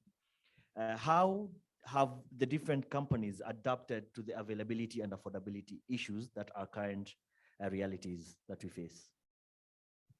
Thank you, Sebastian. The issues around, of course, the affordability and availability of fertilizer in Africa are really critical. And as a global player, during these tough times, we've realized that we have to come up with solutions, innovative solutions around how do we ensure that there is availability of fertilizer. During the time COVID were impacted strongly by COVID, we saw a great disruption of supply chains. And what happened is that there was no fertilizer that was going to any of these African countries. And that was a problem. For us as OCP, that was a red alert. It definitely spoke to us in a very loud way that if we do not do anything, that we were going to, these African economies that we are trying, that are supported by agriculture, were going to plunge into serious food insecurity. So of course, as a player in the fertilizer space, of course, at that point was to see how do we mitigate whatever dynamics that we had. So if, for example, we couldn't bring a vessel, could we get containers? Could we, so across Africa, there were different solutions. We had to come up with different solutions to get fertilizer to these countries. Again, I'll talk, I'll actually just bring this to the Kenyan context. We've seen that not just even this COVID, when we talk about when there was this Ukraine, of course, which is still going on, Ukraine-Russia war, we've seen the spikes. And I think from yesterday's presentation, I showed you how we've, in 2020, the prices were quite stable. And when we get to 2021, where we had this war coming in, we saw a serious spike on feedstock and also on the fertilizers, meaning that we cannot produce these fertilizers. And I can tell you as a OCP, we were also greatly impacted. So if as a global player in the phosphate industry, we are not able to manufacture fertilizers to get to the markets, that's a problem. So, so in response to this, also the price, this price volatility, as OCP, we've had to come up with solutions around what do we do to support these smallholder farmers who are impacted greatly by these global dynamics. The farmer does not know, and that's what I was saying yesterday, there is war in Ukraine and Russia, but at the end of the day, that war ends up on the plate, on the table. And that's why we can't find ugali, which is corn and maize on the table. It's very expensive to have put food on the table. So this is a big deal for us as OCP. And what we've done, of course, in providing solutions around this is to come up with the OCP Africa Relief Program. And this OCP Africa Relief Program had to be designed in a way to look at different countries and how do we provide interventions that are useful, that are valuable, and at the end of the day, will be able to have impact. And that's why we had the first phase of the 550,000 metric tons of fertilizer being given across 20 countries in Africa as discounted fertilizer or as a donation. So of course the donation, it means that where we're providing donation, we are targeting, of course, the most vulnerable farmers who are not able to even plant to get food. So again, going forward, we're thinking that, okay, these 550,000 fertilizers, which we are providing for the relief, is actually not adequate. We've gotten a lot of learnings from this process. And that's why now we are launching in 2023 that we are going to have a relief program of 4 million metric tons of fertilizer being given, or in the same kind of, will be designed to be given to 35 countries across Africa. So we are scaling these initiatives. And I would like to say that in line, of course, with our team here in the conference, that a lot of these decisions that we are making, they are only strengthened by the data that we get out of these initiatives. Like yesterday, I indicated the challenges that were faced to, of course, in getting the fertilizers to several countries. So that is data that we're working on, and it helps us to improve our decisions on a day-to-day basis. So of course, in the second phase, we expect to be even better, more efficient in ensuring that we play the role of supporting or mitigating these dynamics that affect the farmers across Africa. Thank you very much. It seems OCP has a really busy schedule or entry working with the respective governments as well in terms of supporting their own strategies to make sure that fertilizers are availed. Coming back to Buona PS, riding on one comment that was made by Mr. Patrick Heffer on the need to have a regional integration approach. We are aware that Kenya is has already submitted its tools for ratification of the Africa Continental and Free Trade Agreement. Do you think Kenya is leveraging enough on this free trade agreement to sort of provide an enabling environment that restricts or gets rid of tariff and non-tariff barriers with regards to fertilizer? Thank you. I think before I come to that specific question, allow me to yes, sir. Just appreciate what Patrick has raised, and then what are we doing as a government? Because he's mentioned clearly some of the challenges that if we do not address them, then there's still going to be a lot of challenge.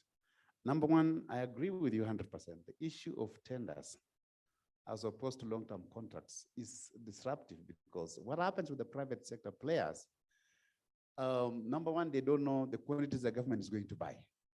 So they hold the distribution or supply of fertilizer or orders because they do not know how much quantities the government is going to tender for, and they put it on hold. Now, putting it on hold, that means there's going to be a shortage in supply. And therefore, you only need to know what is because we've talked about that platform. It tells you how much has been imported, quantities, and all those things. So you're a businessman, you look at it and say, oh, hold on fast. Kenya is buying so much, and Kenya, their consumption is so much. So if they've bought this much, I only need to supply this much to Kenya market.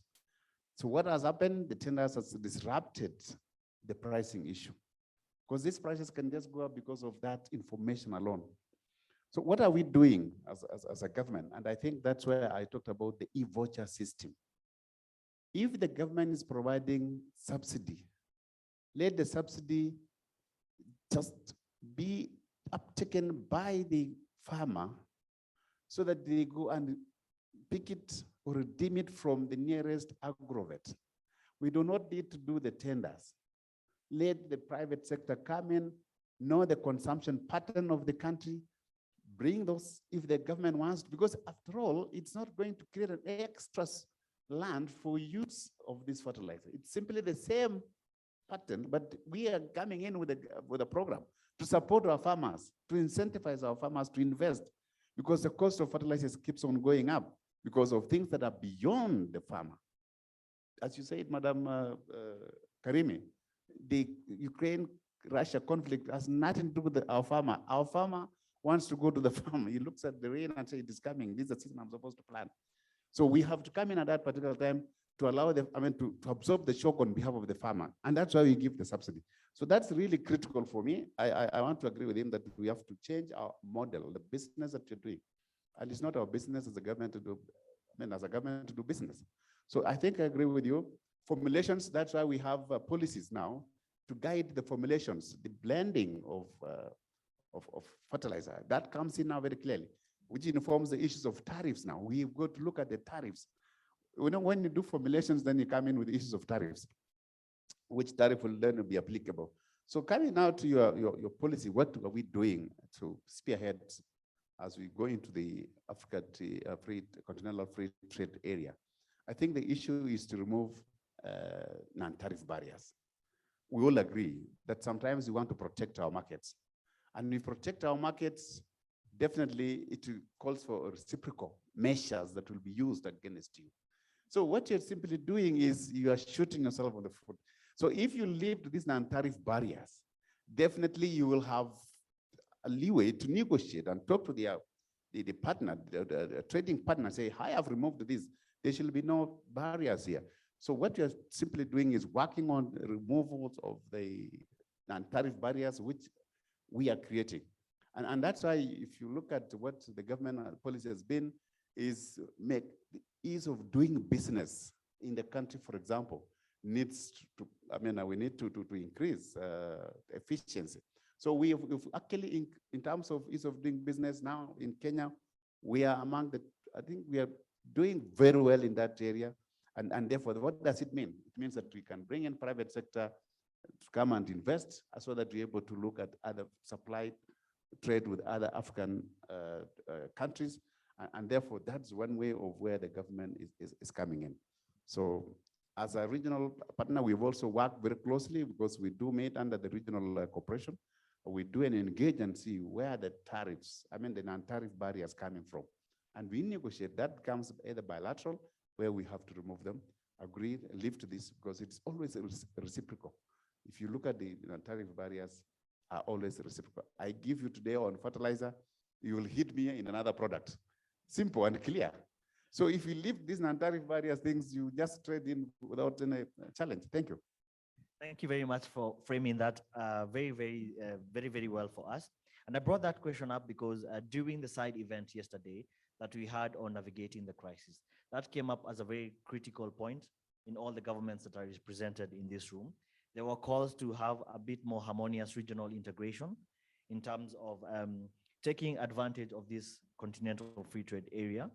There was also a bit more issues or discussions around how the different governments are crafting their own subsidy programs.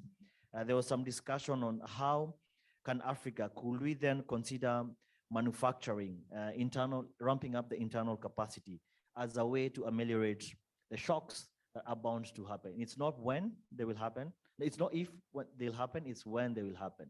So sticking still with you, Bona PS, do you think that ramping up manufacturing capacity in the African context is a sustainable solution?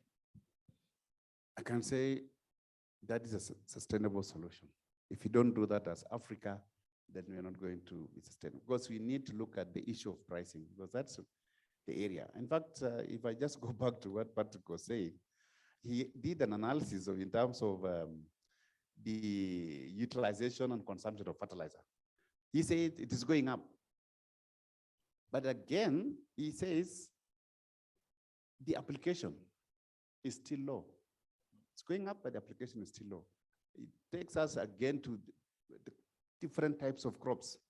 So I think what incentivizes a farmer to go for more use of fertilizer is because of the outcome, the income that they will earn from their production. So they will have to make a decision. Do I use more and not still get increased income? Or I now go to this crop where it's a cash crop, I'll get good prices. So, and our policy has changed. And that's why we do sometimes understand that we do not have a capacity, or we don't have all the resources in the country to manufacture or produce fertilizer. But what are we doing? We are encouraging blending. So we are encouraging blending so that we are able to increase processing or value addition in that where we do not have enough raw materials to make. And we're also looking at then do we have other alternative sources where we can increase. Then that's why we have the legal framework basically to govern that and policy. And what we want to use is in terms of if we are trading within the region, then we need to use our comparative advantage that we have as a region to undertake or to make sure that the environment is good for investors to come in to invest in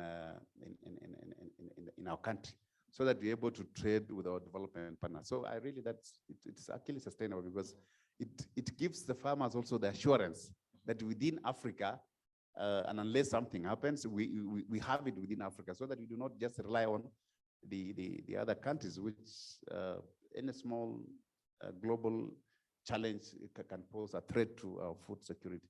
So for me, it is sustainable. I think you've answered it pretty well, because the current fertilizer crisis has sort of exposed the soft underbelly for Africa's reliance on external markets for meeting its own fertilization requirements. But perhaps to rope in, Patrick, because you're sitting from this global level, the current fertilizer crisis has sort of illustrated the limitations that us as a continent have towards the hyper-globalized food systems. Do you think, as Africa, do you think, or what strategies rather, do you think that countries can adopt to become more resilient to these geopolitical shocks?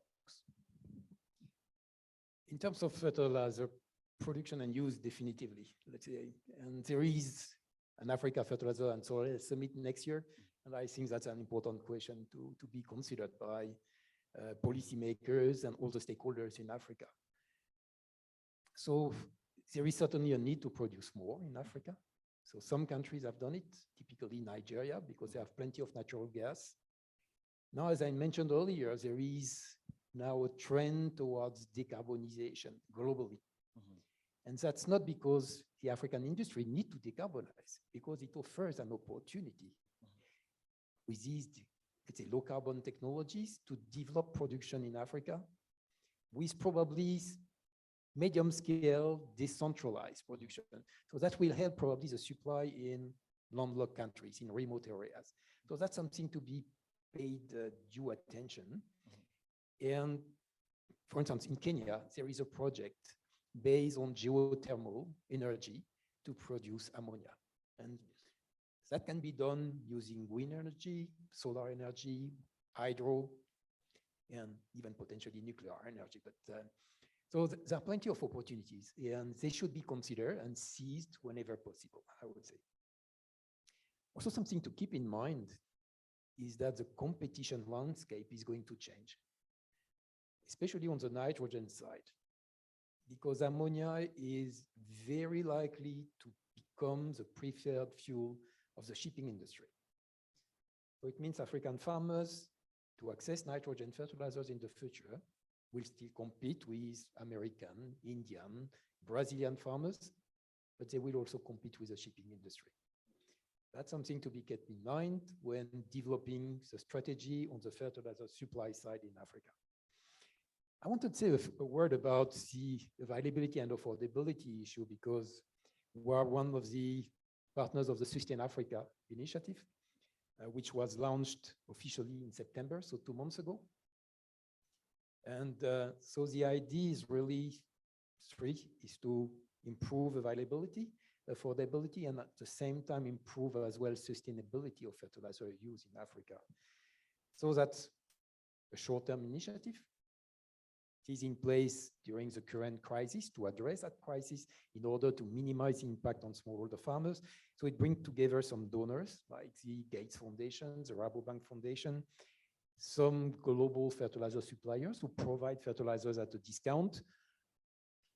So when we combine these fertilizers at a discount with some concessional finance from the donors, plus we have some service providers that will help make sure that farmers, let's say, fertilizers reaches the target audience, and we have the proper tracking in place. So we hope that it will really, in addition to initiative by individual companies like the one by OCP and a few others, so we want to make sure that really it has an impact and minimizes the impact of the current context, which is due to a war taking place outside of Africa. So it minimizes the impact on African farmers and regional food security again. Thank you very much, Patrick Heffa. So before I draw in the crowd, just one last rejoinder to Madame Karimi. Coming from the back of COP27 and the discussions around climate resilience on agri-food systems in Africa, as a private sector, is there a shift even internally to come up with more energy efficient ways of production. We've had green ammonia from Patrick being mentioned. So how, as a company, are you adapting to the climate realities? Well, the fact is that we've got to acknowledge that we are impacted by climate change. And by acknowledging that fact, it means that we've got to look at how do we come up with better ways of really protecting the climate, and at the end of the day, environment, as well as, of course, adapting to new ways of producing these fertilizers. As OCP, of course, getting into this green hydrogen is one way that we're also looking at getting these fertilizers. It's something that is on progress. So we'll definitely be looking at how to provide these within Africa for farmers. Thank you very much. So I think I would like to.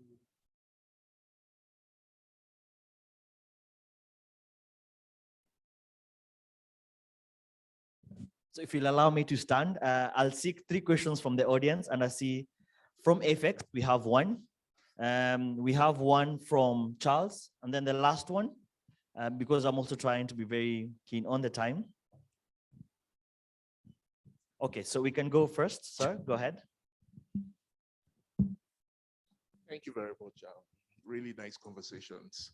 There is an hypothesis that over the last few decades, we have focused a lot of the conversation around the science of agriculture and less on the business of agriculture.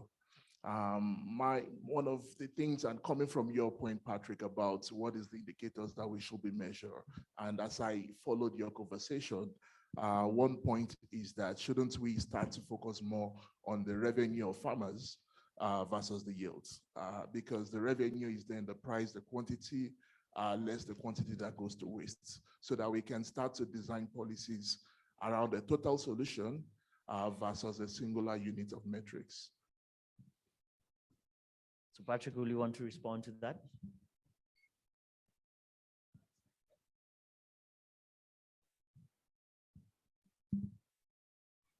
I cannot agree more. If, let's say, if, farmers are encouraged to adopt technologies or practices that are not profitable, that will never work. And so either we have to make sure that the market will make it profitable, or let's say policymakers put the right, let's say, policies in place to improve the return on investment through subsidies or other, let's say, measures. But I want to go in for it. I don't know whether I'll be able to provide the right answer. And I'll just go back to what we're talking about. It is true, we need both science as well as business. Now, using science, that means research, that in terms of yield, this is what will produce, and that's maximum. We talked about if it's increasing by 30%, we know that, well, if I use fertilizer, I'll get an increased yield of 30%. However, the business side now comes in. These are things, factors beyond the control of the farmer. Drought, disruptions. Now, what happens here is that's where the government comes in to fill in that gap. Because if you allow the farmer to do that, to make that kind of decision, all of us will not have food on our table. We must continuously engage the farmer and monitor the farmer, how they're investing. Give them information in terms of what science has, what research has. Tell them this is what research has. You will be able to increase your income if you use this kind of production systems. But where there's disruptions, then the government comes in to fill that space with a subsidy, so that the farmer continues making profit, and because it's cycle, the next time they will now go to production without this subsidy. So we must balance the two. I cannot say you go for one. Very well put, Bwana PS. So we had another question from, we can have a mic to Bwana Charles. Great. Very briefly. And there's no lady asking a question. Thank you very much. Hello? Yes. It's working? Hello. Thank you very much. My name is Charles Otieno Auko. My question is to the panelists. First of all, let me appreciate the good answers you have been giving. They are very, very valuable. Now, the question is, we are focusing on production of fertilizer. And my question is directed to Karimi. We appreciate the OCP's efforts, but then there is this question of raw material. Well, you know, OCP and other fertilizer producing DAP. One of them is Mahadin, and the OCP is also producing it using rock phosphate. Am I right or wrong? The question now comes in, we are only focusing on one raw material and one product, that is diammonium phosphate, DAP. But then DAP alone is not the only fertilizer for crop production. That is only used for planting. We have other fertilizers like urea, CN, and among others for the top dressing. As OCP, you talked of production. Have you ever considered diversifying your production to go into production of other fertilizers like urea, CN, using the green ammonium technology? Thank you. Karimi, this is what happens when you have a very smart audience. Would you like to take this one? Okay, thank you very much. That's a very good question. Yes, I totally agree with you. DAP is not a solution. And as OCP, as much as we are the largest exporters of DAP in the world, we do agree because in Kenya, the fertilizer that is most used, of course, is DAP. But DAP is not a solution that cuts across the country. So I'll just answer you in the context of Kenya, that we just don't also just recommend DAP. We have fertilizer. We run a OCP School Lab, which is a soil testing and analysis program that we run for smallholder farmers, where we test their soils and analyze and give recommendations for free. Now, of course, once we do this soil testing, the recommendations would not always recommend DAP. And therefore, you'll find that there'll be NPKs. There'll be recommendations to add more organic matter. There'll be the recommendations are really quite also broad. And for us, what we look at is, of course, ensuring that the farmer gets the right fertilizer.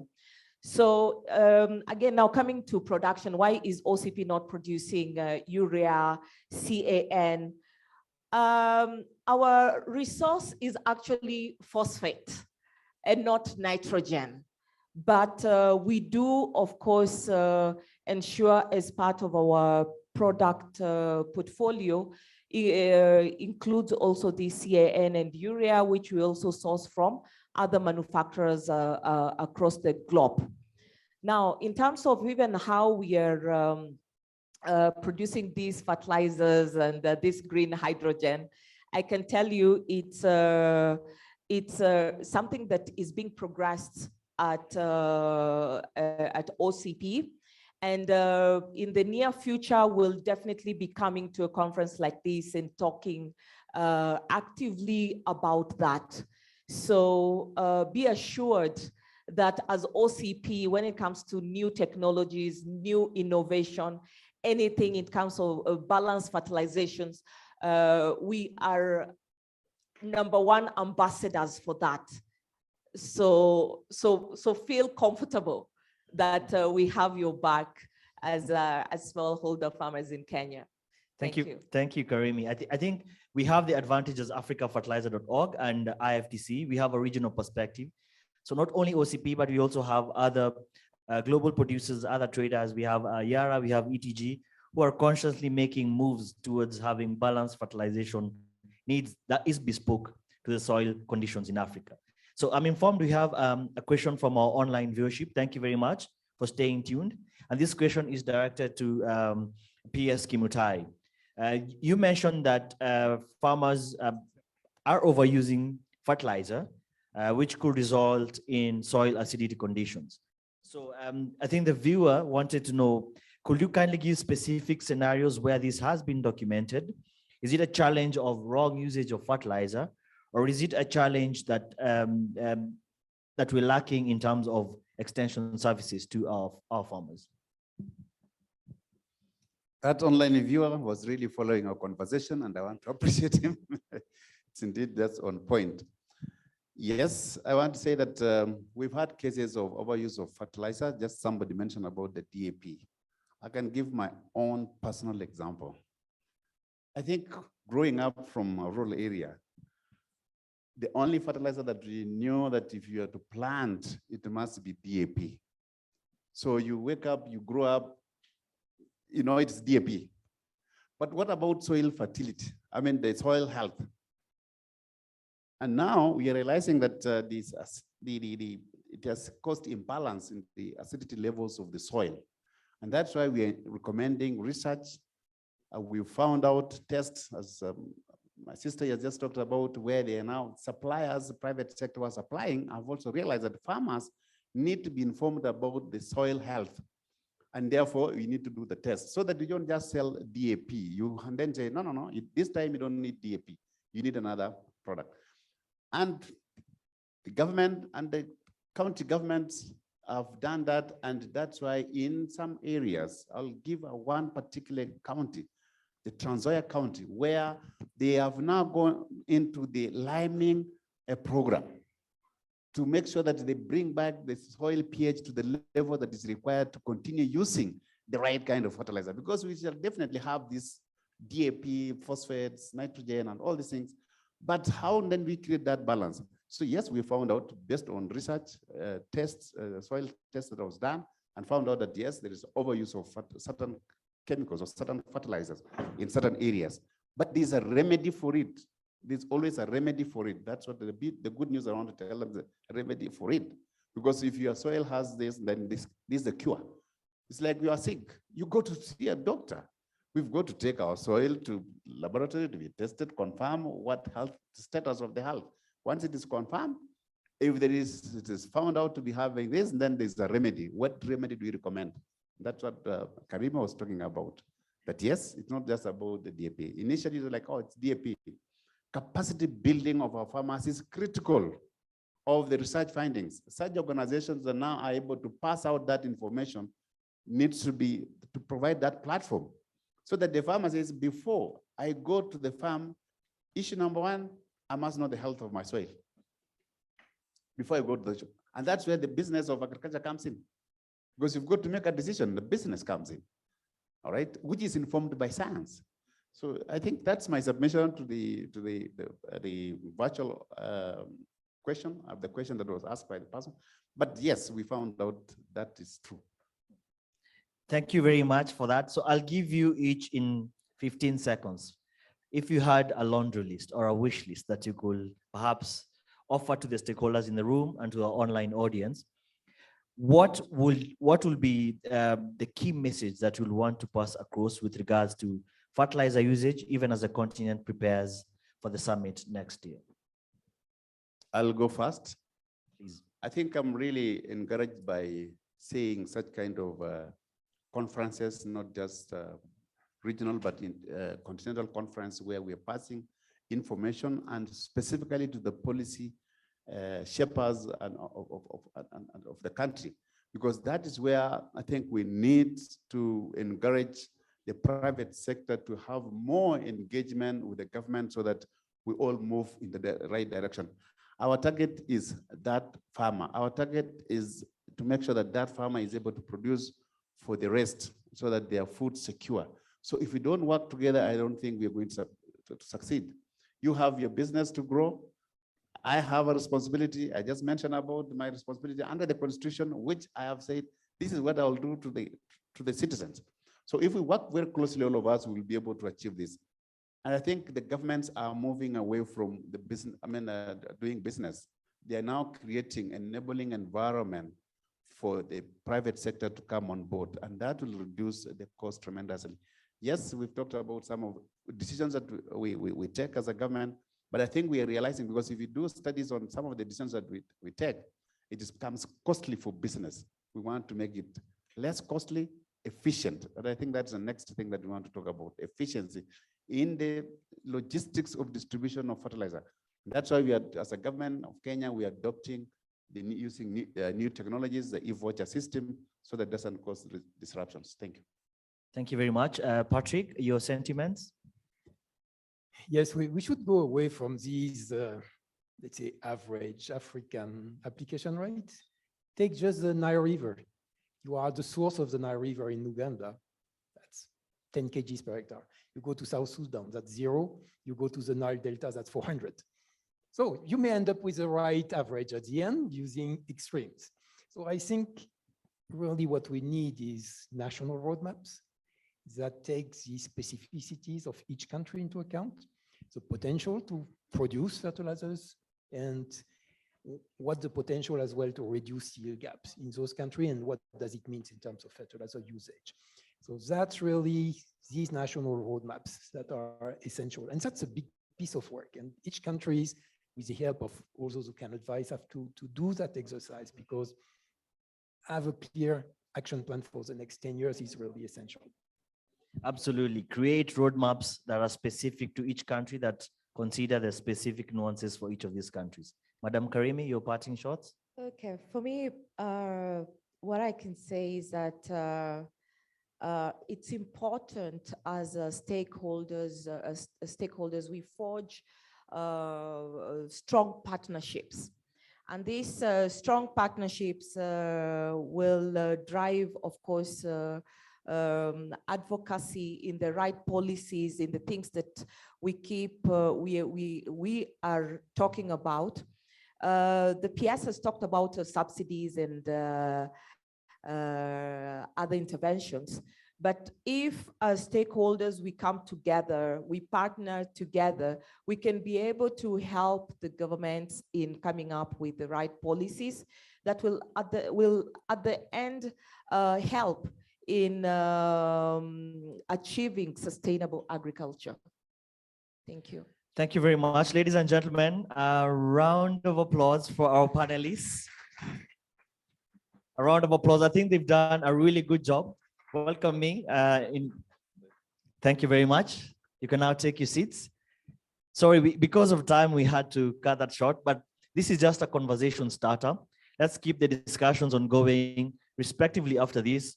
Keep tweeting for the online audiences. The hashtag is Africa Fertilizer, and let's keep on discussing matters of fertilizer in Africa. Thank you very much. Back to the MC. Thank you. Thank you. Let's celebrate them one more time, ladies and gentlemen. That's not a nice celebration, but let me teach you one, all right? So as they clear the stage for me, I have a little story. We all, and I want it to be participatory, so you talk back. So we all live in the tropics, true or false? Okay, apart from, especially those in Africa, we live in the tropics, right? Right? Right? Great. So in the tropics, we have mosquitoes, true or false? True, right?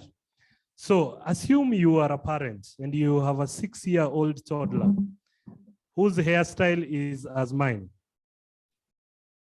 And you see a mosquito coming to land on the head of your toddler. As a responsible parent, for 5 marks only, what will you do? I want you to show me with an action. So what will you do? 3, 2, 1, let's go. One more time, what will you do? If you do that and you miss the mosquito, you will have slapped the baby. So what I want us to do is to catch the mosquito mid-air. To do what? Catch the mosquito mid-air. Talk back to me. I want us to catch the mosquito mid-air. All right, so 3, 2, 1, catch your mosquito. There's someone who slapped the baby. All right, in 3, 2, 1, catch your mosquito. Good. And because when we were young, when we used to catch those insects, we used to do this to know whether they're in or not. Because if you open, they will fly, right? So let's try it out. Is it there? So if it's there, let's kill the mosquito. 1, 2, 3, let's go. Second, third, for the MC. Thank you, thank you. You guys are too gracious. All right, so we want to go to the launch. Tell your neighbor the launch. Yeah, come on, tell your neighbor the launch. Yeah, now this is the fun part. They've spoken all the technical things we wanted to hear today. And we thank your PS and the other panelists for doing that. But now we want to go to the official event. And for this, I'd like to invite two people who are going to set the mood for us. And I'd like to invite Sembe, who is the VIFA project manager, together with Fred, who is the assistant project manager, Africa Fertilizer Organization. They are going to give us a little brief. After that, now we go to the good part. So Sembe, karibu sana. Thank you. Hello, everybody. Good afternoon. All protocols duly observed. Hi, Fred. Hello, Sembe. Where is your mic? I can't share mine. He didn't pay for it. He didn't pay for it. Sharing is caring. Thank you. Thanks for giving Fred. Hi, everybody. You all look so beautiful from up here. And it's a pleasure to be here. Likewise. So today, a lot has happened. You've heard so much about all of the work that Africa Fertilizer, I wanted to say .org, but I caught myself. AfricaFertilizer.org and IFDC have been doing in partnership with all of the different players in the room today. So we're going to take you through the collaborative process. And I want to start that by reminding us of an African proverb that says, if you want to go fast, you go alone. And if you want to go far, you go together. Good. And I think that applies to my life some way. Sometimes on a Friday night when I go out with this guy, in 1 hour, I've drunk 3 bottles of something. Eh? and I was thinking, hey, we still have a long way to go. So Fred, can you help me finish this 3rd bottle? Because I need to pace myself. Or is that not a good application of that proverb? No? Okay, I'm sorry to my ancestors.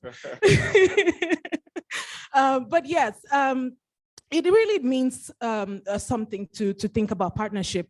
And when I was young, we used to watch this program called Voltron. Did you know it?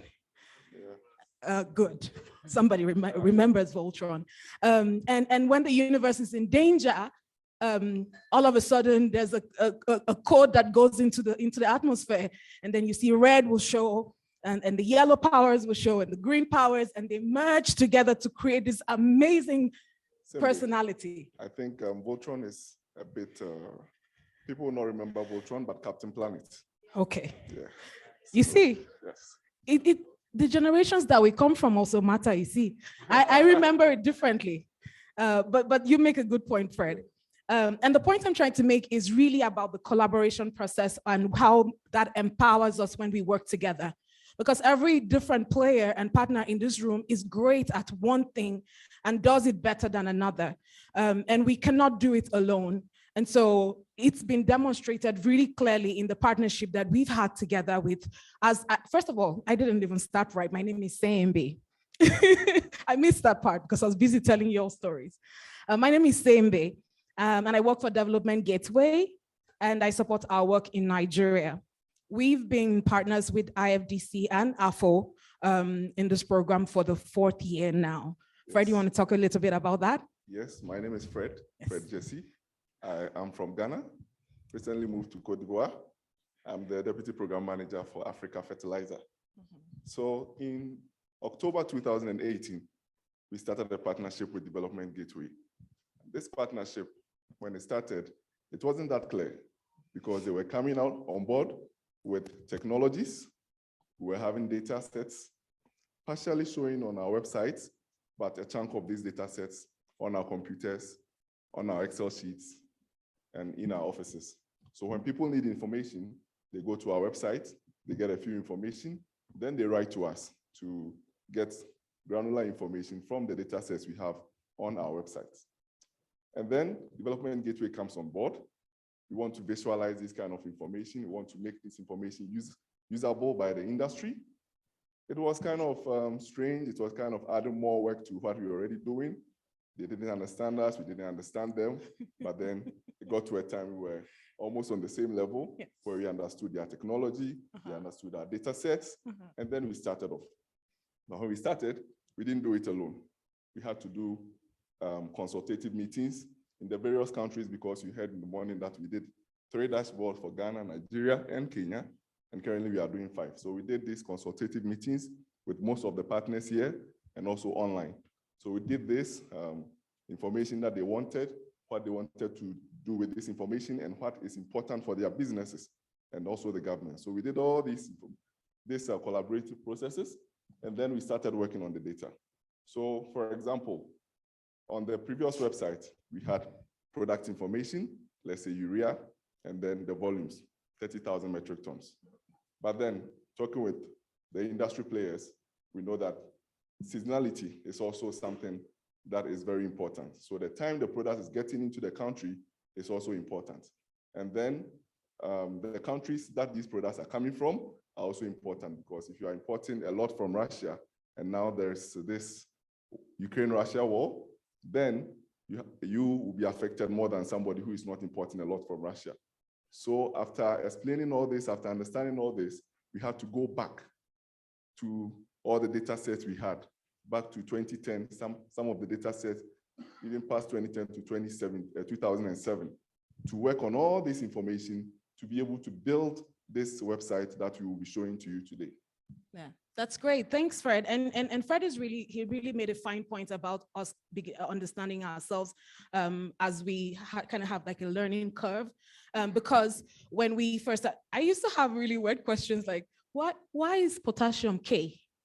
I would ask, like, you say MPK, but the K is potassium, so why?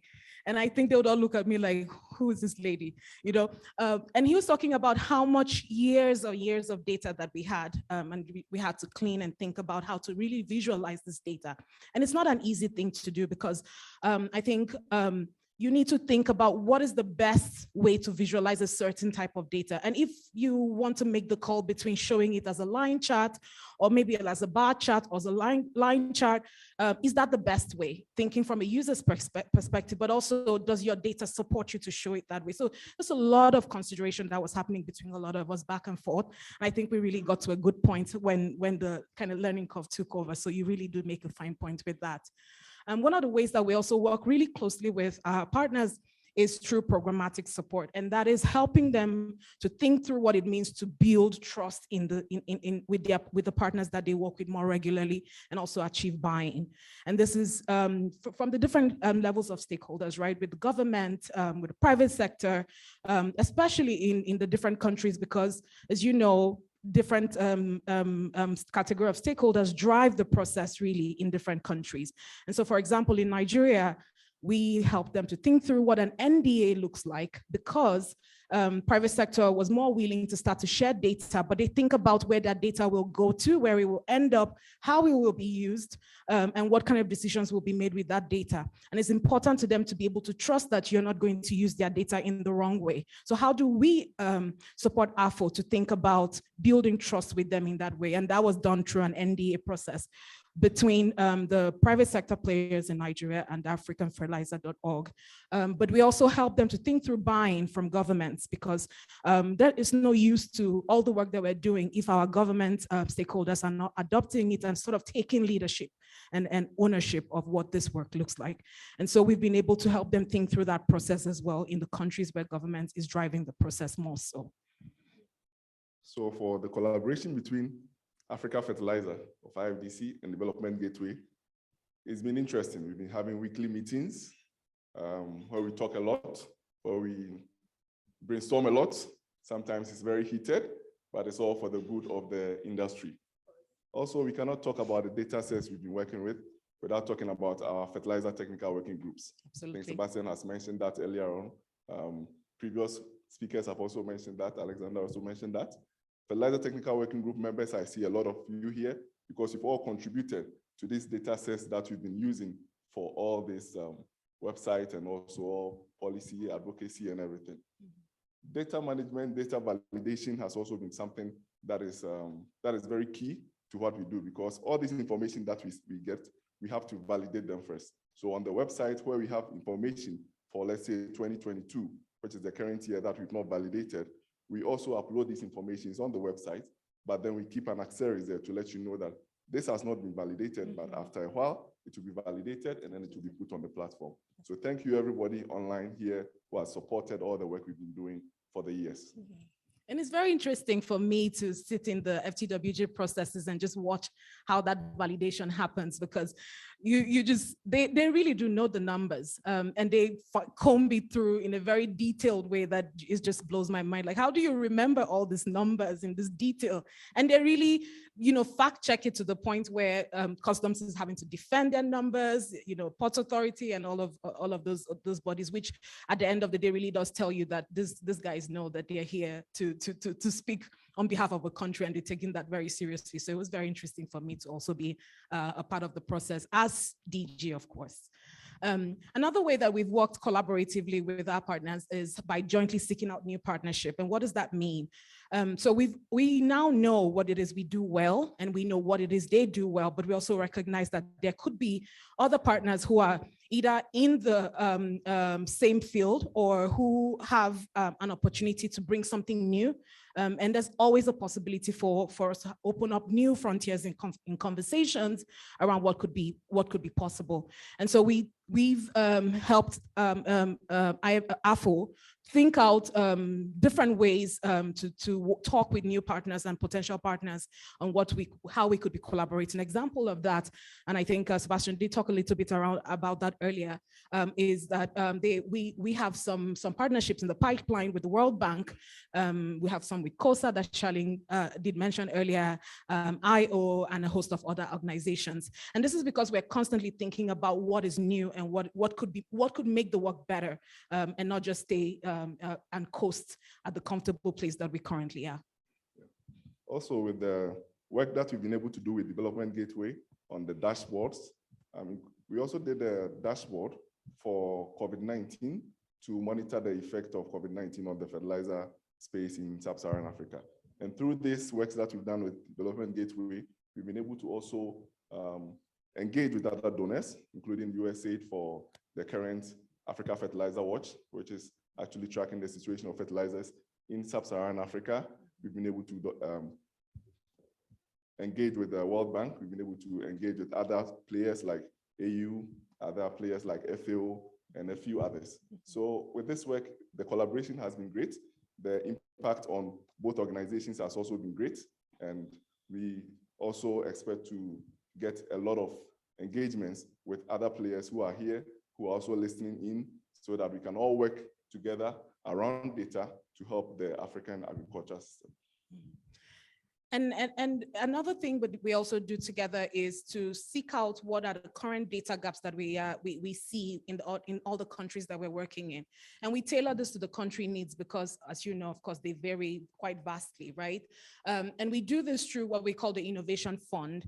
And basically, this is about kickstarting a whole new process for what is a gap that we have seen in the countries. And in Nigeria, for example, we've had what we call the QED cropland maps that we have worked on with an organization called QED, who are specialized in geospatial cropland mapping, and they helped us to map the maps of Nigeria that show where the cropland is. And this is the first of such maps that we've had since the 1970s.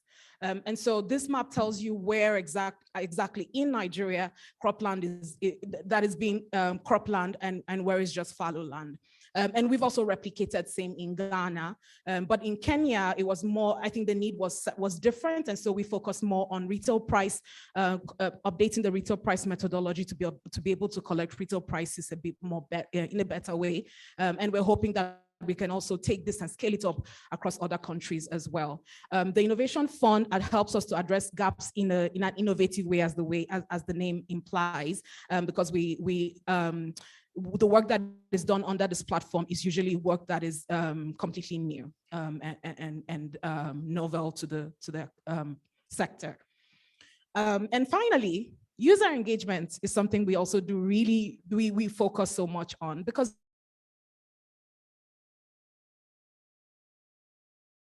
this website having all of this data, having every single information at the tip of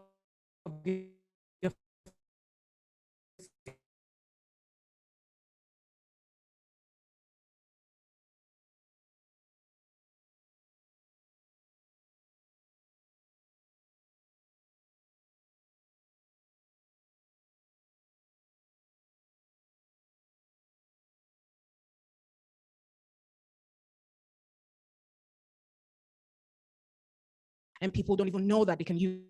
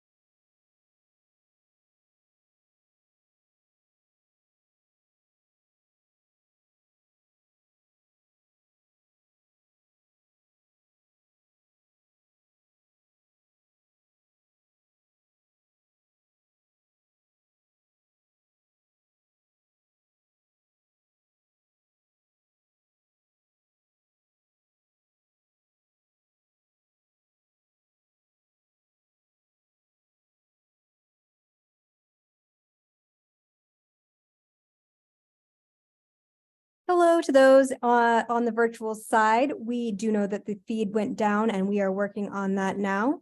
So we're hoping that it'll be back up shortly. Thank you for your patience.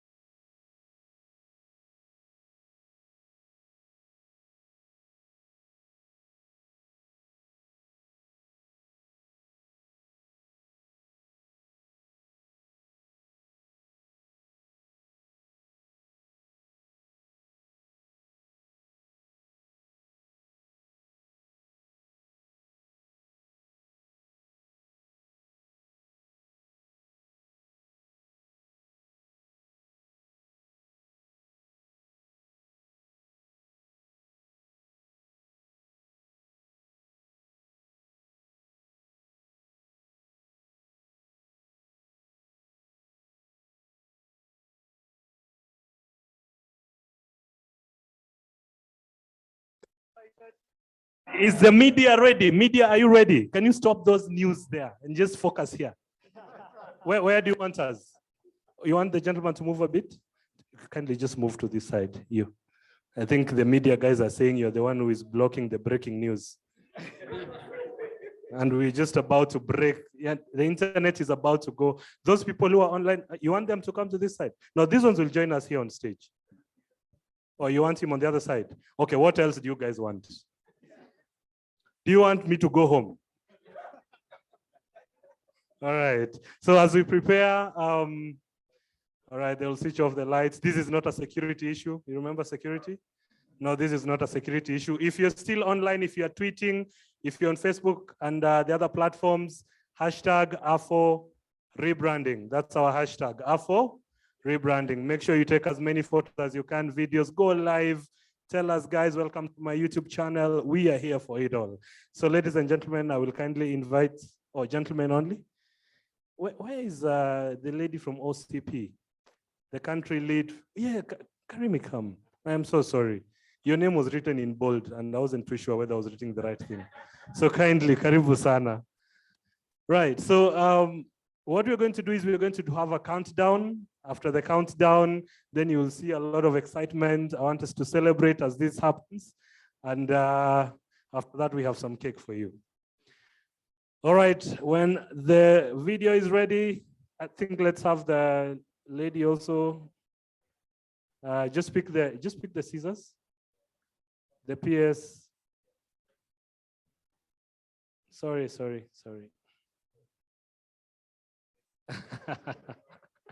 The only one. All right, so let's play the video. So as when we get to 0, then you cut. And then we celebrate. There we go. 6, 5, 4, 3, 2, 1.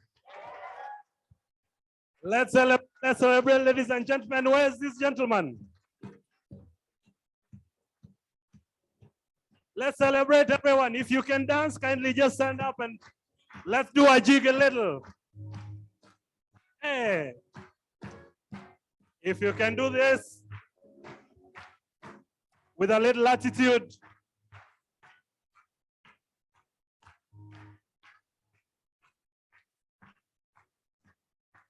Let's celebrate. Let's keep on celebrating. We are waiting for something here.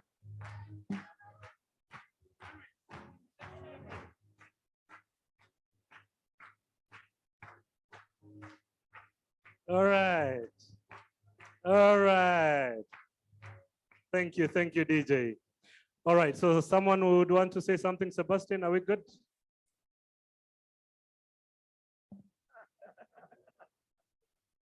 Thank you.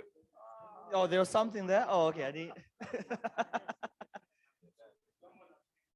Yeah. Thank you very much, Honorable PS, for helping us launch the rebranded africafertilizer.org. This is our new logo in line with our expanded mandate in the African context. So we are championing data-driven decisions for African food systems. And food systems in this regard not only entails fertilizer, but like the Honorable PS said, it also entails proper soil health and also taking care of all the different elements within the soil health value chain. So as africafertilizer.org, we remain very relevant, left, right, and center in tracking fertilizer consumption within the continent, illuminating the markets, and hopefully growing the pie for everyone. So thank you very much for this. We do appreciate a round of applause for our gentlemen. Thank you, sir. I think I've said a lot. Let's allow them to make sure that this data-driven is going to help us produce our food, because you're only used to research. This time it is data, information. So I think we are now combining the academia and the research because we have the information. Thank you and God bless you. I think this is the right time for us, Africa, now to take our space. Thank you. Thank you very much. So Michael, back to you. Yes, so I want us to do some photos because this smoke has to work before we leave. So I want us to do a few photos here. The first photo we will take is the two of you shaking hands. That's the directions that have been given by the media people. So the two of you shaking hands without the microphone. All right, all right.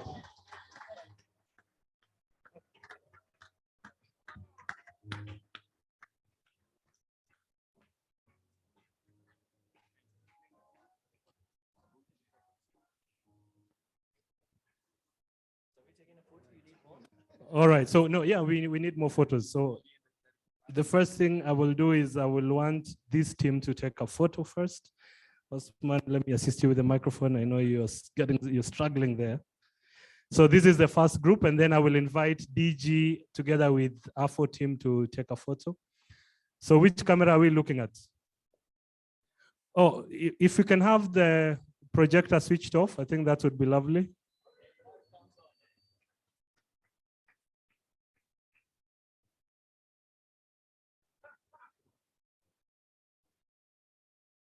All right. Thank you so much. Thank you so much. No, reserve some for the cake. We will still have the cake and we need the light for the cake. All right, so can we have the projector switched off? Is it possible? No, no? No, not yet, okay. So let's, we have this photo.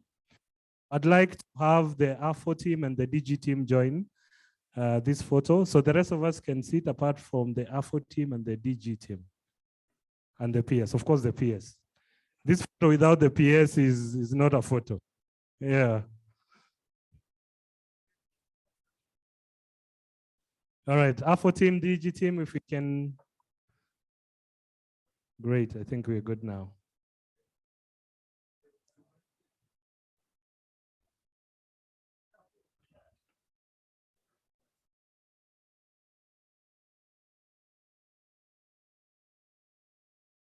Give us some music in the background, celebrate in the background, just briefly.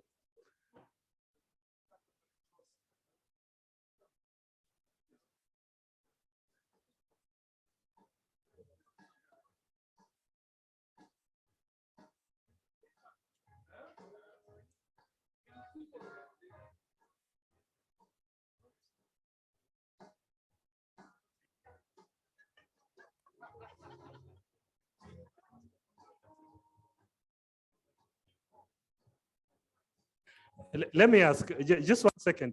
Can we have some on the lower side? Because I can tell you, I can't see Sebastian. And if Sebastian misses in this, I will not be paid. This is the only evidence I will have. Yeah. If we can have a few down and then the rest of you, great. And then the PS, if you could come in between the two ladies so that this is the center. Yes, this is the center. You know, this is the only photo that we will have.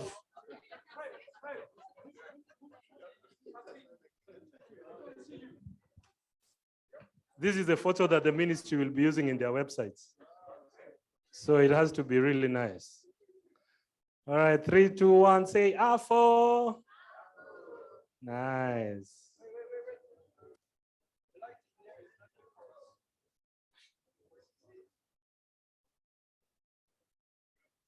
We're good? All right, thank you so much. Just before you go, our PS, Bona PS, just before you go, we have our cake that we have to cut now.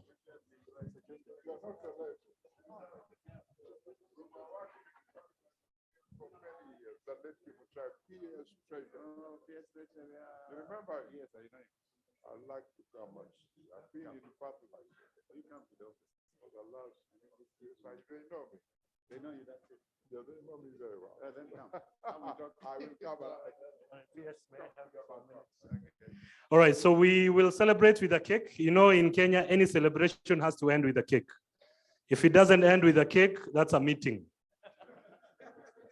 And we are not in a meeting today, we are in a celebration. So I will invite the program lead as well to join. In the meantime, our DJ give us the same song. Our dance team, be ready.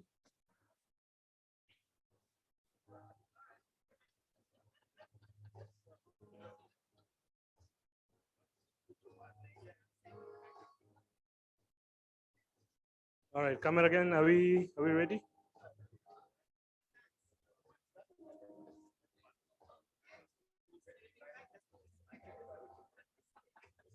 All right, so in 3, 2, where is Alexander? We have cake here, Alexander.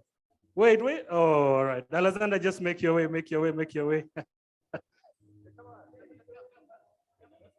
All right.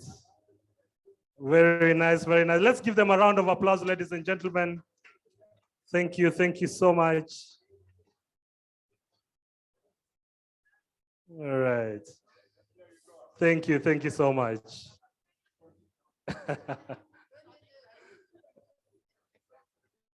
All right, thank you so much. I think that's okay. We will be serving them on our tables. Thank you so much. I appreciate it. All right. Okay. All right, a round of applause for that session. I'm still wondering whether this smoke will ever come up on this side.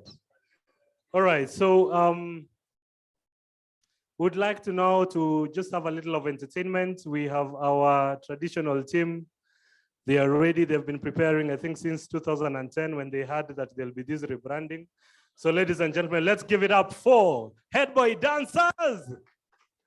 And this time they'll be joined by someone I know.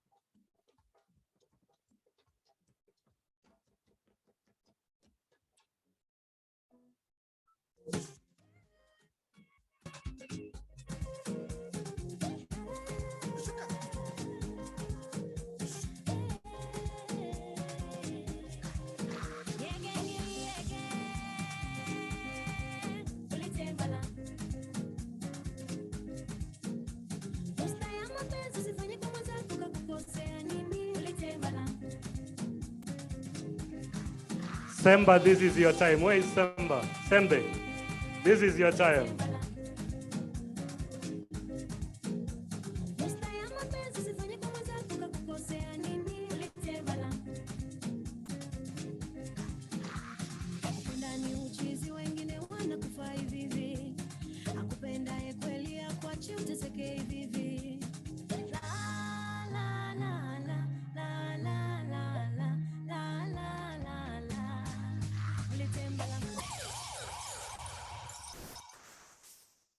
A round of applause to them, ladies and gentlemen.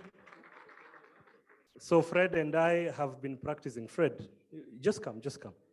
DJ, give us our song, prepare our song. We've been practicing for the last 48 hours. Do you want us to go for our traditional attire? Do you guys want us to go for our traditional attire? Or we just dance with what we have? All right, so I have invited Fred back here because, may I have our attention? Great. So I've invited him back because I want him now to take us through the website, to walk us through the whole website, the whole experience, the different visualization, how the website works for traders, for governments, and for any other person. So Fred, karibu sana. I don't know why people are still conversing loudly. Is it the cake or what's going on? It's the cake.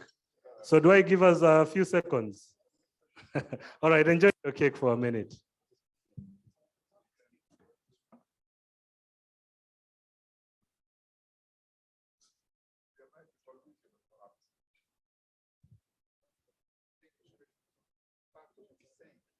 I should start singing? Okay. So after the launch of Africa Fertilizer, the .org is now the website, and the project is Africa Fertilizer. So this is the website.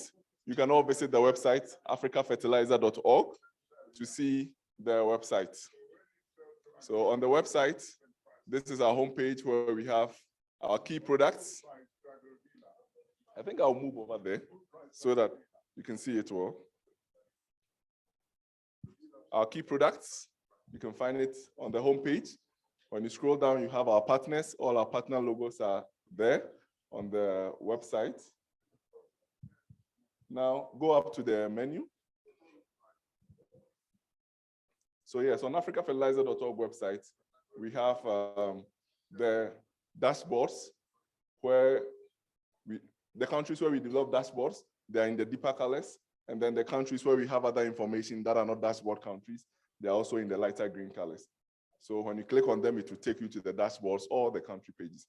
But on the top, we have visualization by country, visualization by topic, plant directory, resources, events, and about us. So can you go into the visualization by country? Yeah. Visualization by country, this is where we have our dashboards housed. You can click on one of the dashboards. We are in Kenya, so use Kenya. Yeah. I think most of you are aware of the dashboards, the fertilizer dashboards that we have created. We are co-created, so these dashboards are there. But it has been created for 3 countries, and now we are accelerating it to 5 other countries. So part of the other information from Cote d'Ivoire, from Malawi, from Ghana, from other countries, which are not having dashboards, from Burkina Faso, Benin, and the rest. So we need to create this information we have. We need to also put them on our website. A quick question. I love chocolates.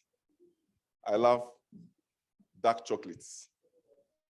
Which country, no, which crop is used to produce chocolates? Who knows? Which crop is used to produce chocolate? Cocoa, okay. Oh no, which country produces a lot of cocoa? No, the highest. Yeah. Côte d'Ivoire. Yes. Followed by? Okay. So I am from Ghana, and I'm currently based in Côte d'Ivoire. So as I'm in brown, you can see I love chocolates. So let's go into Côte d'Ivoire to know what is there in Côte d'Ivoire. So when you go to a country page, all the 18 countries that are there, when you go to a country page, you see information on the location of the country, crops, plants information. If there's subsidy in that country, you see this information as well. And then also information on trade and apparent consumption. So this gives you market information before you get into the data or the graphs where we have visualized them. So when you go into country pages, on the country graphs, you can see we have graphs on production, trade, and apparent consumption. All the data sets in here, they are downloadable. You can download the data itself. You can download the PDF. You can download the picture of these data sets. And you can also make selections. We have filters where you can be able to add new years. For example, here we have from 2016. So you apply the 2016, and then it filters for you. So all this information is available. When you go down, we have retail price information. There are some data gaps, but we hope to fill them. And then also there is apparent consumption, both in nutrients and also in product terms. So here, as I mentioned, you can download the data, both picture or the data itself, and then you can use them. So can you go back to the visualization by country page? So here, we have all this information on these countries. The one I showed you for Côte d'Ivoire, we have it on all these countries. But when you look at the country's information and then you have any question for us, when you scroll down on the page, you can see that send your questions and your comments here. When you click on it, you send us the comments or the questions that you have, and then we will reply to you, we'll answer you. So it's a good feedback system. When you are giving us feedback, we're also working on what you have given us and then make it better for everybody to use. So this is what we have under visualization by country. Now, visualization by topic, we have the page itself as a main page, and then we have sub pages where we have trade data, production data, consumption data, and prices data. So visualization by topic, when you go, it gives you a regional view of the data sets that are available. Currently, it's showing 2022, where we don't have a lot of information validated. But then when you show 2021, you can see all these countries that are highlighted in green. We have data on these countries, and we have a bit of summary on the other side. So for example, you can click on the country, say Zambia. Whilst I'm doing this, you can also go on to africafertilizer.org with your computers to be also following what I'm doing, so that you start working on this website from here. So when you click on Zambia, it gives you information. The fertilizers they are using. This is urea, NPK 10, 20, 20. There is also ammonium nitrate, MAP, and other fertilizers. So this information are there. You can select in between imports to apparent consumption. This information is available on the website. So when you refresh this page, it still gives you that regional view where you are able to visit another country. On the same visualization by country, visualization by topic page, we have trade data, production, apparent consumption, where it delves deep into the data set itself. So for example, we've clicked on trade data. Here on trade data, we are having annual import volumes by country. So scroll down. Yeah. I mentioned earlier that all the countries where we have 2022 data sets that have not been validated are there, but also the countries that we've worked on in 2021, you can make that selection or make that filter to know. So in 2021, these are the countries that are currently available on the website. We keep adding because we have to actually format the data in a good way so that you can add to the website. So what does this mean to you when you go to the website and look at this? It's data. Kenya is importing 700 and something metric tons in 2021. Nigeria is importing about 706,000 metric tons, but it doesn't mean anything to you. Well, depends on what you want to use it for. you can use filters. For example, I want to know urea imports into these countries. You just go there, make a filter, select urea, and then all the volumes of urea is shown there, as you can see. So if I'm a urea producer, or if I'm in my country and I'm not finding urea, and I want to know if my neighbor has this urea and I want to get into contact with them and get this information, get this product from them, finding it on this website, it lets you know that this urea is available in those countries. You can also select, for example, DAP to know which countries have imported DAP a lot in 2021. And you can see Kenya is leading, Nigeria is following closely, and then other countries are also following. So these are some of the interactive things you can do with the Africa Fertilizer website, where you can be able to also compare across countries wherever there is information. So we wish to expand all that we are doing with the countries to other countries so that we have a regional view in the sub-Saharan Africa fertilizer market. Same, we have export information visualized in the same way as the import data is visualized. Very less exports in sub-Saharan Africa, but you can see Nigeria is exporting a lot of urea because they are producing urea. Can you scroll down? Yeah. So the data set, initially what we saw, you were looking at a data for a particular year, but this time it's a time series where we have combined all the data sets from 2010 to 2022. So you can also use this same to make your analysis when you want to know the imports that, for example, Malawi has imported for the last 6 years. Once you go to the website, you are able to get this information and the volumes. So you are able to get this information by filtering with Malawi or by adding other countries. You can actually add other countries to it. So maybe you can add Zambia or any other country. So yes, when you add it, this is the information that comes. So can you scroll down?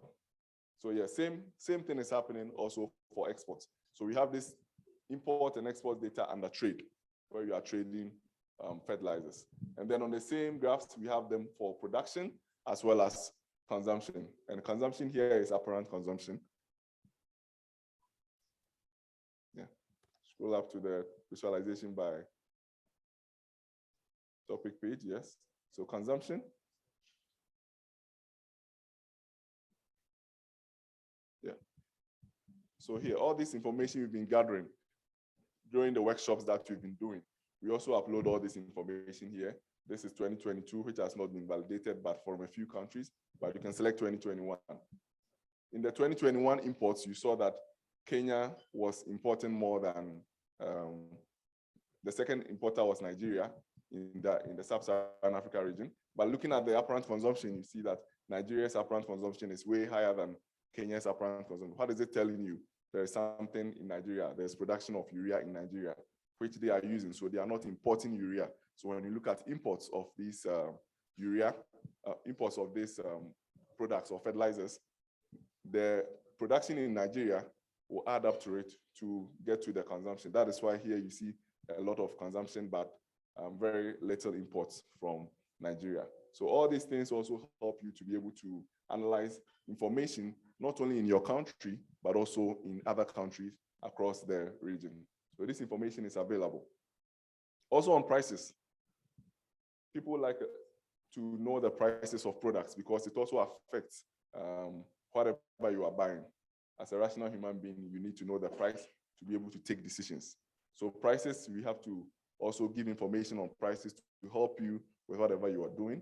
But we have to work on prices from the international market because this is where a lot of products are being bought since we are not producing a lot in the region. So we have a partner called Argos Media where we collect international prices from, and then we make these international prices available on this Africa Fertilizer website. For the Argos partnership that we have with them, paying for this information is a bit expensive, but because of the partnership, they've given us the access to let this information be on this website to be able to help in everything that we do. And I know, I'm looking at Michael, I'm tempted to give him the mic to just say something about a use, that's a use case of this kind of information, because I know that sometimes they need this information as a ministry in Ghana. So Michael, just. All right, thank you very much. In Ghana, we run a subsidy program, and every year we do what we call the fertilizer cost build-up. And so this information is very, very important for us to be able to know the prices on the international market, so we can do a very good work. And we have been doing that with the help of IFDC. In fact, has been very useful in that regard. Thank you. Thank you. So for the dashboards that have been created, sometimes you are there and you receive a call from Michael. It hasn't been updated. It shows you that people are using this information, and it shows you that we need to continually work on this data set and make it timely so that they can be able to use it for all the decisions they are making. Because he mentioned about subsidy program in Ghana. So when they are taking this decision and they are using wrong information to make this decision, it also comes to affect the farmer in the long run.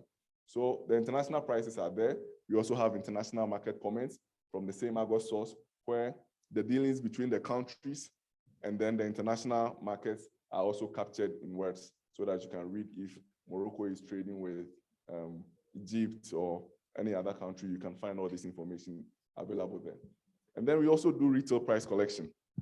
So retail prices, you might be thinking that, oh, prices in Nigeria are very bad, but then have you compared it with the other prices in other countries? On this website, you can do that.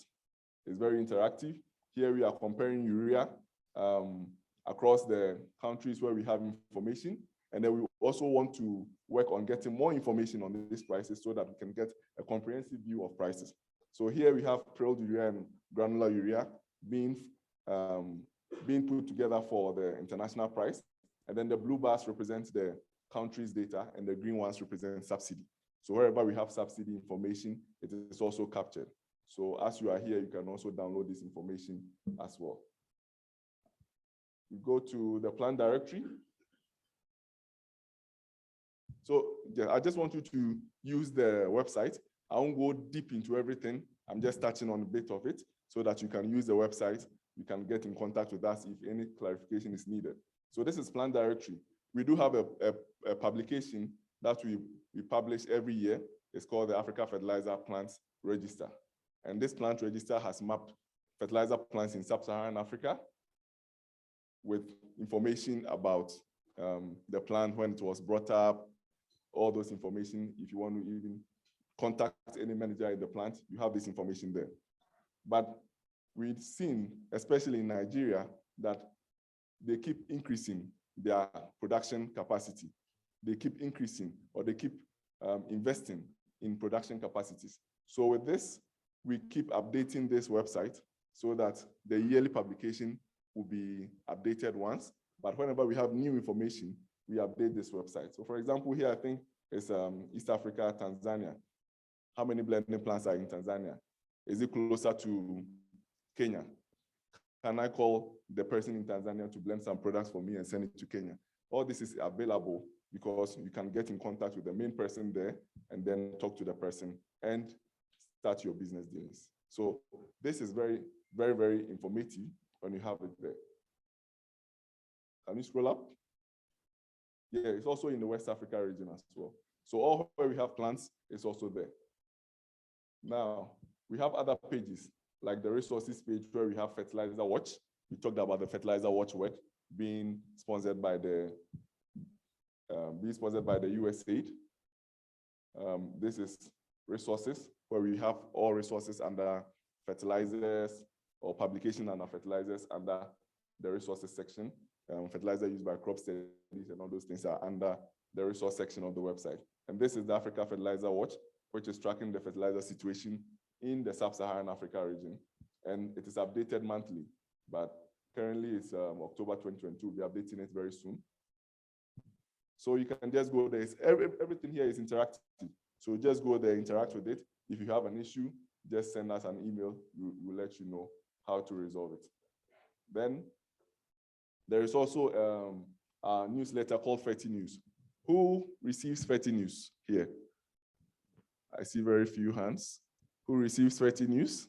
Okay, Who reads 30 News? Ah, okay, I've seen one. Because when you send the information out, you can also check the analytics of people who have opened, people who have clicked. You can get all this analysis. So we do a lot of work on this thing to push it out there for you to be informed about the happenings in the fertilizer market in the different countries. And we send it out for people to also know this information, to be able to equip themselves of what is happening in the fertilizer market. So when you go to that page, you have all the publications we have done in the past over there, and the new ones will also be uploaded there. On the bottom of the screen, when you go there, you can subscribe to our newsletters. So that link is also there. When you click on it, you subscribe to our newsletters, and it takes you to an IFBC website subscription. So here we have Africa Fertilizer 30 News, and we have other newsletters in IFBC. So whatever you are interested in, you should click on them, and then you subscribe to it. And then last but one, we have the events page. So events, there are a lot of fertilizer events happening at the same time. So this page provides an avenue where we put a lot of all these events that are happening around fertilizers, around soil health, around agriculture in general on this page, so that you can be able to decide which one is more relevant for you, which one you have to attend, and all those things. So on this events page, you can have it there. Currently, the first one is August Fertilizer Africa Conference, which will happen 8th to 10th February 2023 here in Nairobi at Safari Park. And then there's also a workshop in Brazil around fertilizers in January 2023. And there is a WAFA. WAFA is a partner in West Africa, and they are having an event with AFRICOM from 13 to 15 December 2022 in Lagos, Nigeria. So all this information is also available. When you go there, you get to know the events that are happening in the fertilizer space and know the ones you can be able to participate in. And then the last page I'll talk about is about. So the about is just about Africa Fertilizer, the journey that we've come, how far we've come, the partners that we've worked with, and all. So this is the Africa Fertilizer website. We keep working to improve it. We have other things that we have not been able to do, but then we'll definitely work on them and improve on the what is currently there. But what is currently there is good enough to be able to help in decision making. And because we are in the region, we have 2 languages for the website. It's in English and in French at the moment. And later on, if we need to add Portuguese, we'll be able to do that because the system supports that. But currently, all the information that is available on the website is in English and in French. So this is the website. I will urge you all to be the people who take this website out there when you go for meetings, africafertilizer.org. When you are going for meetings to prep yourself, africafertilizer.org. Whenever you need anything about fertilizers, just think Africa Fertilizer. Thank you very much. Thank you so much, Fred. Another round of applause for Fred. He's done a very, very good job in walking us through that. So I'd like us to do a very little exercise. Is there anyone who has not eaten cake yet, by the way? Or this side? All right, I will send someone this side. So I want us to do a very little exercise. I'd like us to have some little feedback, especially on what Fred has presented. So I will kindly ask that we have the code presented. It will take us exactly 2 minutes. Exactly 2 minutes. So if we can have the link shared or the QR code shared, so that fantastic. So what I'd like you guys to do is to scan that code. It will take you to a Google Docs. It will take you to a Google Docs document. I'd like you to just take exactly 2 minutes to type in your feedback, especially on what Fred has just presented, so that we can get that captured. And I'd like most of us, if not all of us, to do that. Are you able to scan? Or is it a challenge? You're able to scan? I mean, if there's a bit of a challenge, you could probably just stand. I'm okay with that. I have no problem with that. Yeah, if you have an iPhone 13, I think you can scan even outside this room. If you have the others, then it's a bit of a challenge. How is it so far? Are we in? How many people are in? It's not working. What are you guys saying? It's working, yes. There's a gentleman who has scanned. So just try and make sure you scan within the... Yeah? How many people have been able to scan? If you are a little too far, kindly just move closer. I have given you that flexibility. How many people have been able to scan? Just raise up your hand or your phone. We're not doing quite well.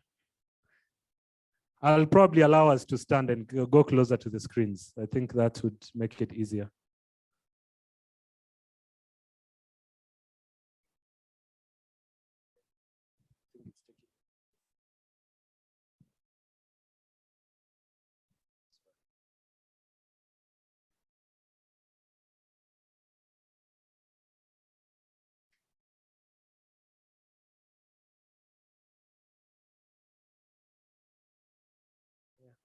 I think it's the frame.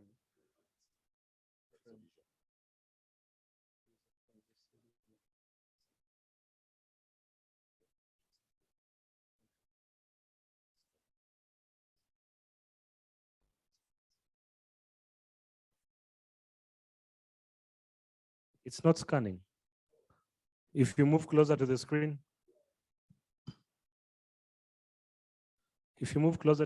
someone has already scanned. I think a number of people have, so I think it should be working.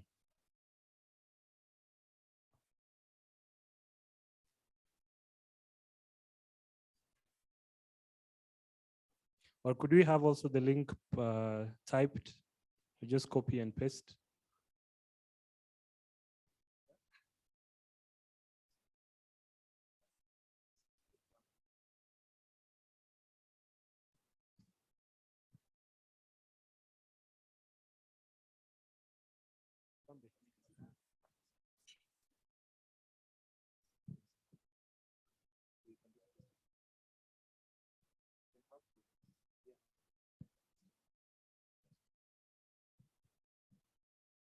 All right, so how many people have been successful? We just want to paste the link. I don't know whether that will help.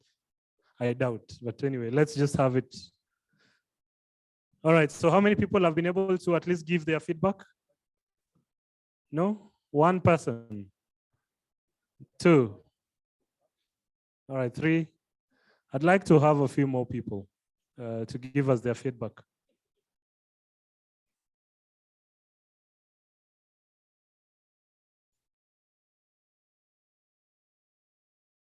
Yes? To ask the questions.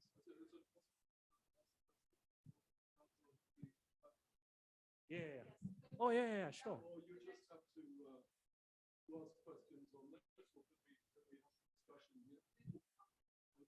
Yeah.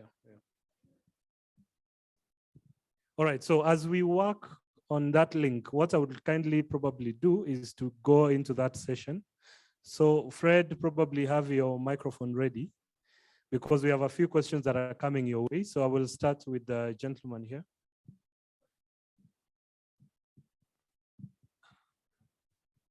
Fred, congratulations. Looks fantastic. It's a really useful tool. Is there a way, looking in the future, that you can get data about fertilizer consumption within the country, each country, into specific regions or administrative, just for example, in Kenya County?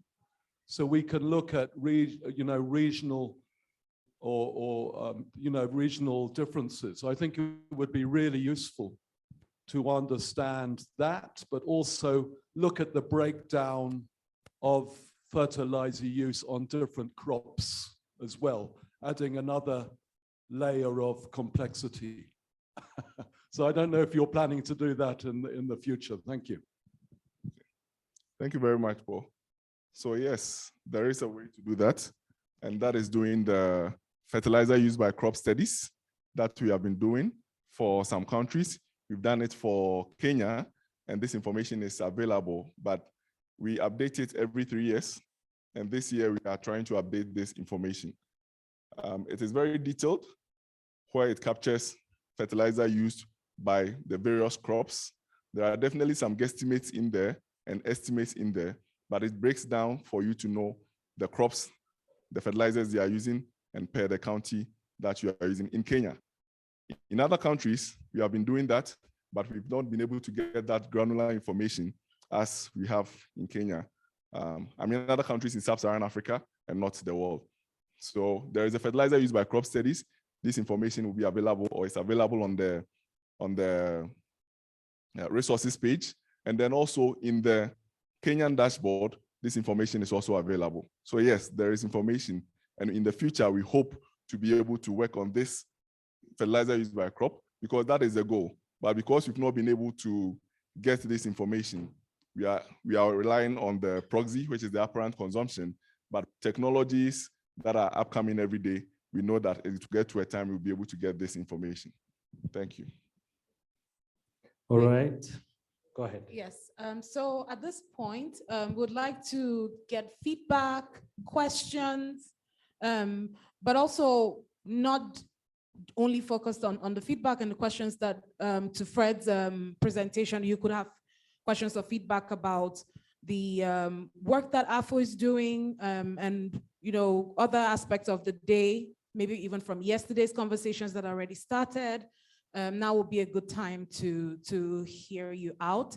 And while we're thinking about that, we also would like to ask our different stakeholders here. So somebody from the government, I know we're all represented from different countries of our AFO's work, as well as private sector players and actual manufacturers or suppliers in the room to give us some use cases and impact stories of what AFO's work and data has been able to support you in your everyday work, and how that you find it useful, not just for now, but maybe possibly in the future as well. So let's think through that while I go around the room. Just raise your hand if you want to talk and I'll come to you. I think there's a question online. There's a question online. Okay. Oh, you said, Okay. If you don't raise your hand, I'll just put you on the spot. Let's just find them. Let's find them. Okay. One question. Write it. Okay, can you let them speak? Here's the mic in case we need to.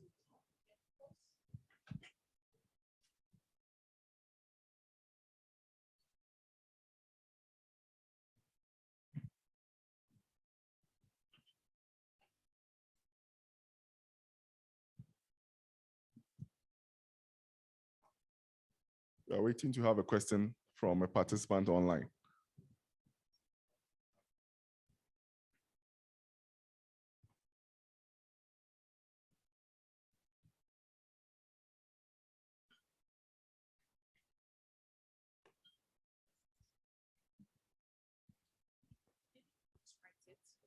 Okay, while we're waiting for the technical team to sort that out, they could just write it out and we'll read it out.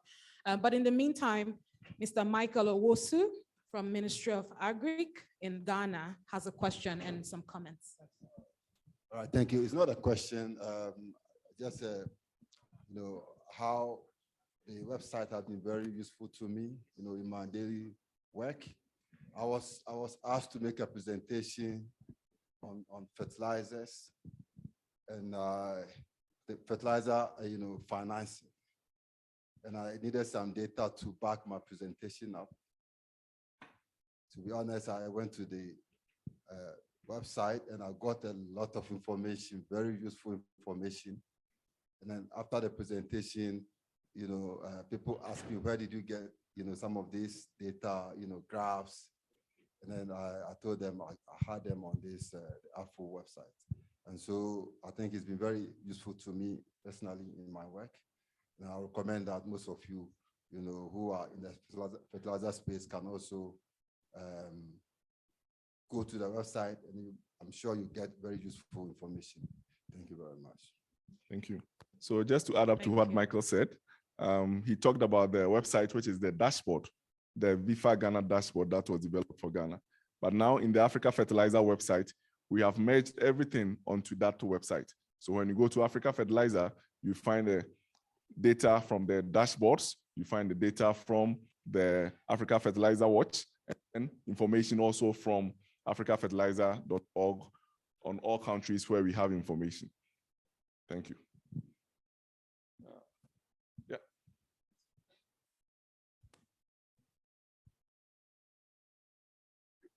Yes, my name is Julius Mutai, and I would like to thank you for a fantastic work that you've done. I also want to comment that I think in the website, you should also be having fertilizer specification for each country, and also shipping documents, because there are countries who do not need a certificate of conformity, while others need. And also, I would like to see that you can also add the legal requirements per country. Some countries require fertilizer and registration, while others do not. So I think that's also very important for us as manufacturers. Thank you. Thank you very much. I think this is noted. It's something that can be done, but we'd have to work with stakeholders to map out what we have to be able to have it on the website. Thank you very much for that. You note it down. Thank you. So I'm going to put Mr. Mshugiri on the spot. Hello, sir. You've worked with us really closely. In fact, as my colleague Charlene would say, without you, we couldn't have kickstarted VIFA Kenya, which has led into all of this other country work and learnings. So we'd really like to hear from you how you've worked with us, what has come out of that, and I hope that you have some proud words to say of what has come out so far since you started to work with us 3 years ago. Okay, thank you very much, Sambe. I think the pronunciation of that name is a challenge because, this is a Swahili nation and Sambe sometimes has a meaning. Thank you very much. I want to say that I'm very, very grateful once more. I understand that there's a video that was taken and some of you probably have been seeing me. I want to say that the process was quite useful because when we started doing our dashboard, one of the things that we did was actually to convene all the stakeholders. There was a very useful process with even some of our data, the people who normally have data, that is, for example, the Kenya National Bureau of Statistics. And we are even able to define the indicators together, the public sector, the private sector, what we actually required. And I want to say that this dashboard, the Kenyan dashboard, has been a game changer. And I just want to say, one of the most important things, maybe which I've not stated before, is the aspect of accountability and transparency.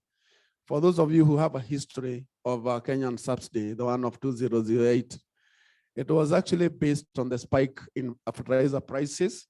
And when we meet with the industry, they normally say that the prices went down after 4 months.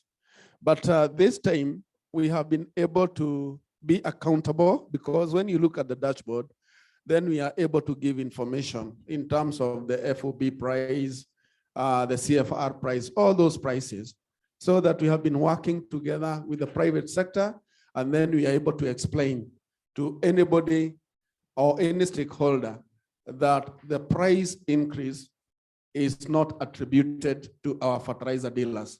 There before, that was the issue, that they are the ones that are increasing prices. But now we are able to say, when you look at the FOB, it's like this. When you look at the CFR, it's like this.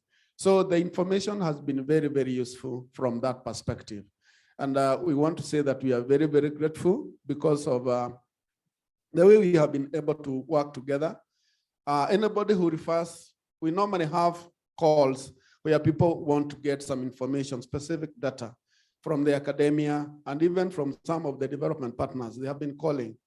And in most cases, we normally give them the dashboard. We tell them, go there and you get the information. I think recently somebody was calling and was asking about the cost buildup.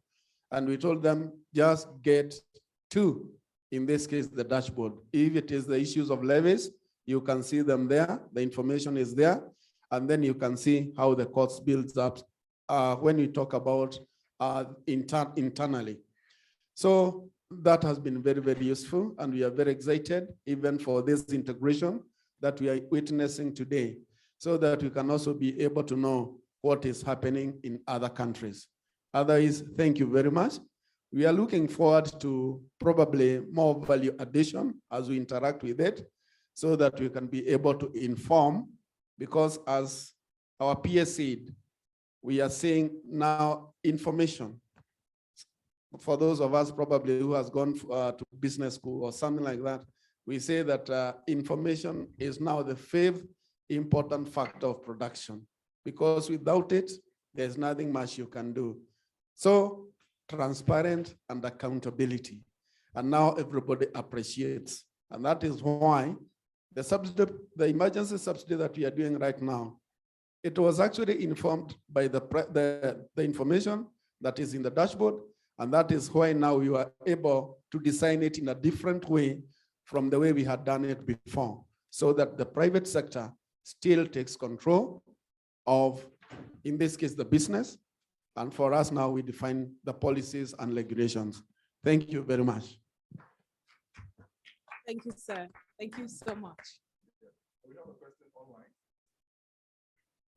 We have a question online, and I would want Patrick to help answer that question. It's coming from Richmond Dogbe, and he's asking, how do we really come up with crop-specific fertilizer consumption, which has been on the drawing board for a very long time? Yes, that's a difficult exercise for sure. We have to learn to live with guesstimates instead of hard statistics.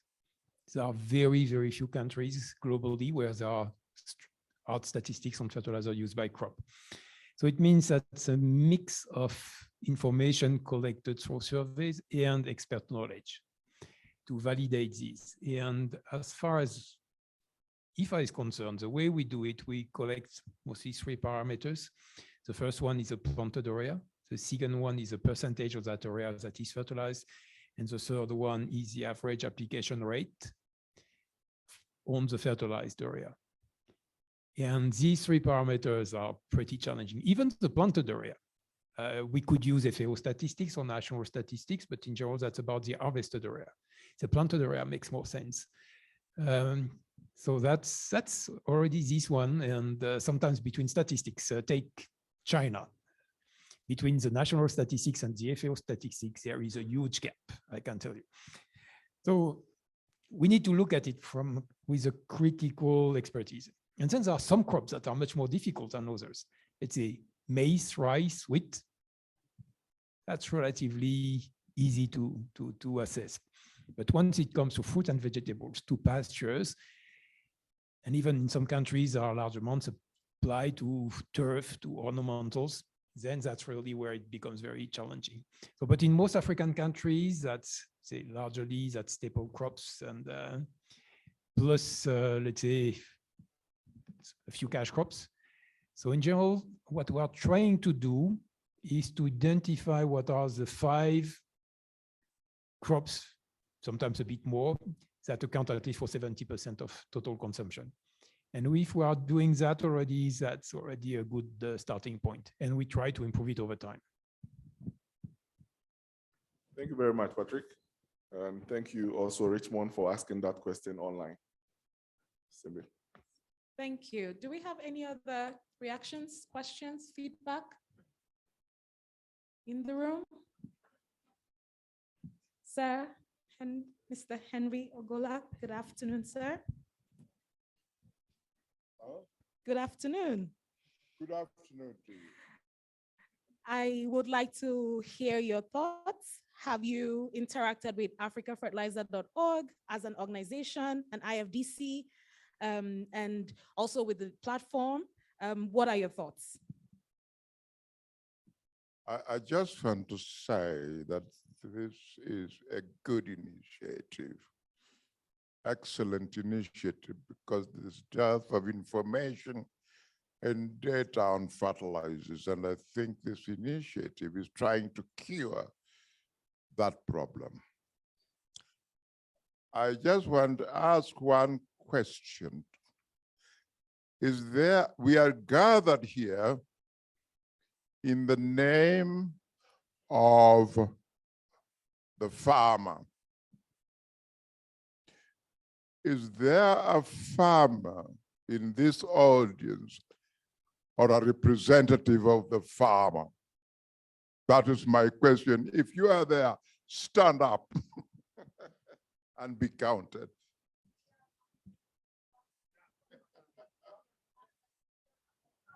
I don't mean telephone farmer.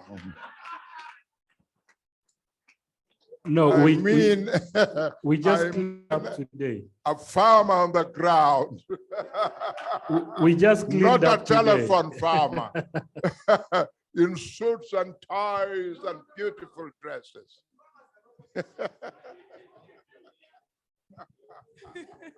Thank you, sir.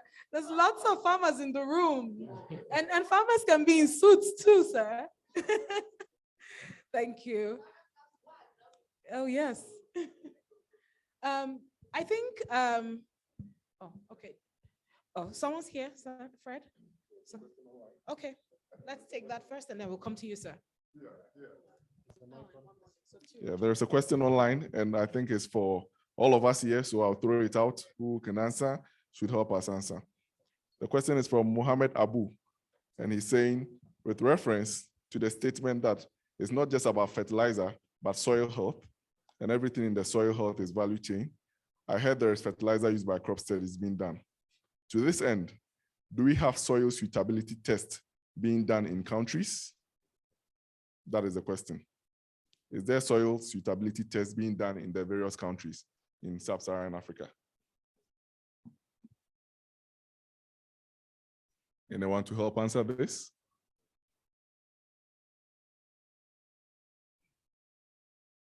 Mohammed, we've heard your question.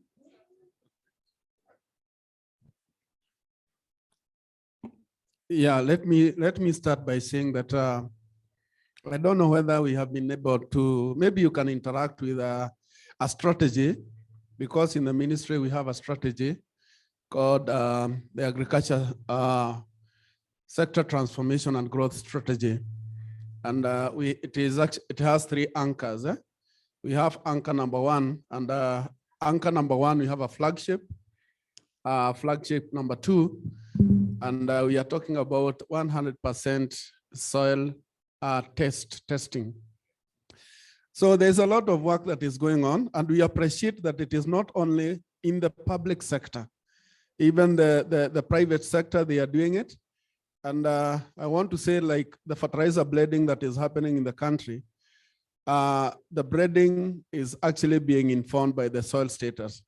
So for us in 2014, we were able to do, I think, almost except 1 or 2 counties, we were able to do some soil analysis throughout the country, and the information is documented. The 2 counties that were remaining, we have already done 1, and we are very clear in terms of what is, in this case, lacking in the soils. So there's a lot of emphasis on soil health, because if you have to use fertilizers, then you have to use fertilizers based on the soil status. And that is what is happening. So there's a lot. The capacity might be challenging a bit, but we are still improving on the same. It is highly privatized in our country. We also have laboratories which are public, and we are doing it so that it can inform fertilizer use. It can also facilitate, or in this case, enable the farmers to make decisions. Thank you.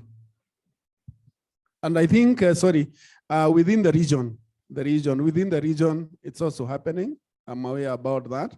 It's also an emphasis because we have, like now for the community, East African community, we have a policy, and there's a lot of emphasis on that. It is happening across the regions, and I believe in the other places it is happening. Thank you.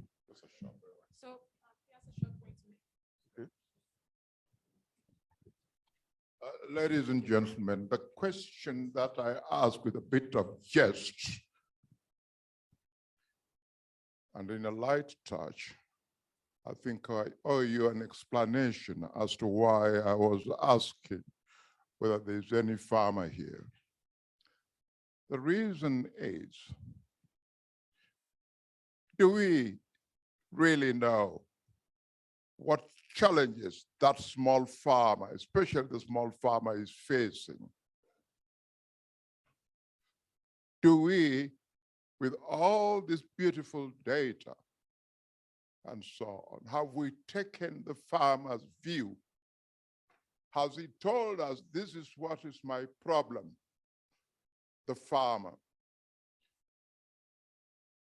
I propose that in this Africa.org initiative, a mechanism be built in, if it has not been done, to communicate with the farmer at their level. Thank you very much.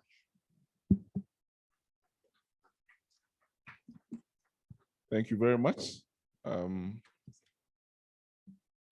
Yeah, so we're not doing so good for time. So we'll just take one more question and then we'll wrap up. Thank you. Thank you. Sorry, it's not a question, but it's a concern or a request for all these institutions, IFBC, AFO, this Development Gateway, AFA, Mr. Patrick. In Tanzania, we have an entity which is totally dealing with fertilizer. That is Tanzania Fertilizer Regulatory Authority. I'm the one who is responsible in charge of that. But unlikely that we don't have active participation or involvement, or we don't see much presence of this AFO, IFDC. Sebastian, I think, is aware. So I'm here my concern is to welcome to come to Tanzania. We will work with you closely with all these aspects, with the importation, with the export, with the manufacturing, and all issues related to fertilizer. As a TFR will be there to work you closely. So please come to Tanzania. Thank you. Thank you very much. Thank you. Okay, one more. And thank you, sir. Well noted. Sebastian, that's for you. Thanks. Thank you very much. My question is, we are talking about fertilizers and we are focusing about fertilizers and the usage. And my friend, Mr. Musugiri, also talked about the soil health, which is very important. Continuous usage of fertilizers, as you have heard from some of the speakers, causes soil acidity. And even the PS reminded us that there's a remedy for that. So where the soil has been tested and found to be acidic, the solution is the application, liming or lime application. My question is, do you have enough data Africa-wide for the liming requirement for various countries? Thank you. And I think Fred can do justice to this. And it has come up quite a bit. Huh? Yes, it has come up quite a bit.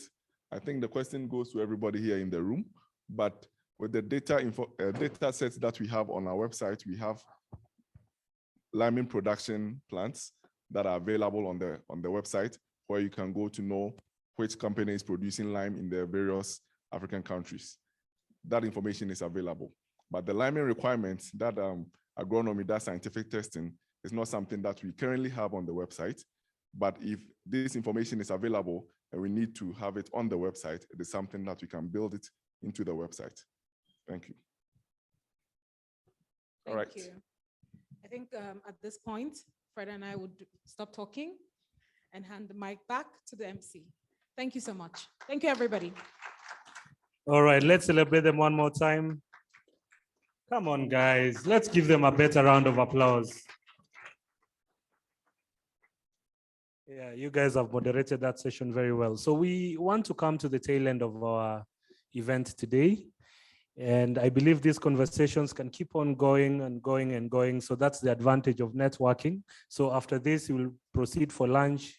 During lunch, let's keep on talking. Let's take each other's emails, social media handles, WhatsApp. Let's keep on conversing. Let's add more data, more information into the platform to make it richer, to make it a better platform for the smallholder farmers, as Mr. Ogola says. So at this juncture, I'd like us to go to the vote of thanks and to represent our partners. I'll start with the DG Regional Program Lead East Africa, that is Shalene, to come and make her vote of thanks, and then I'll proceed. Let's welcome her with a round of applause.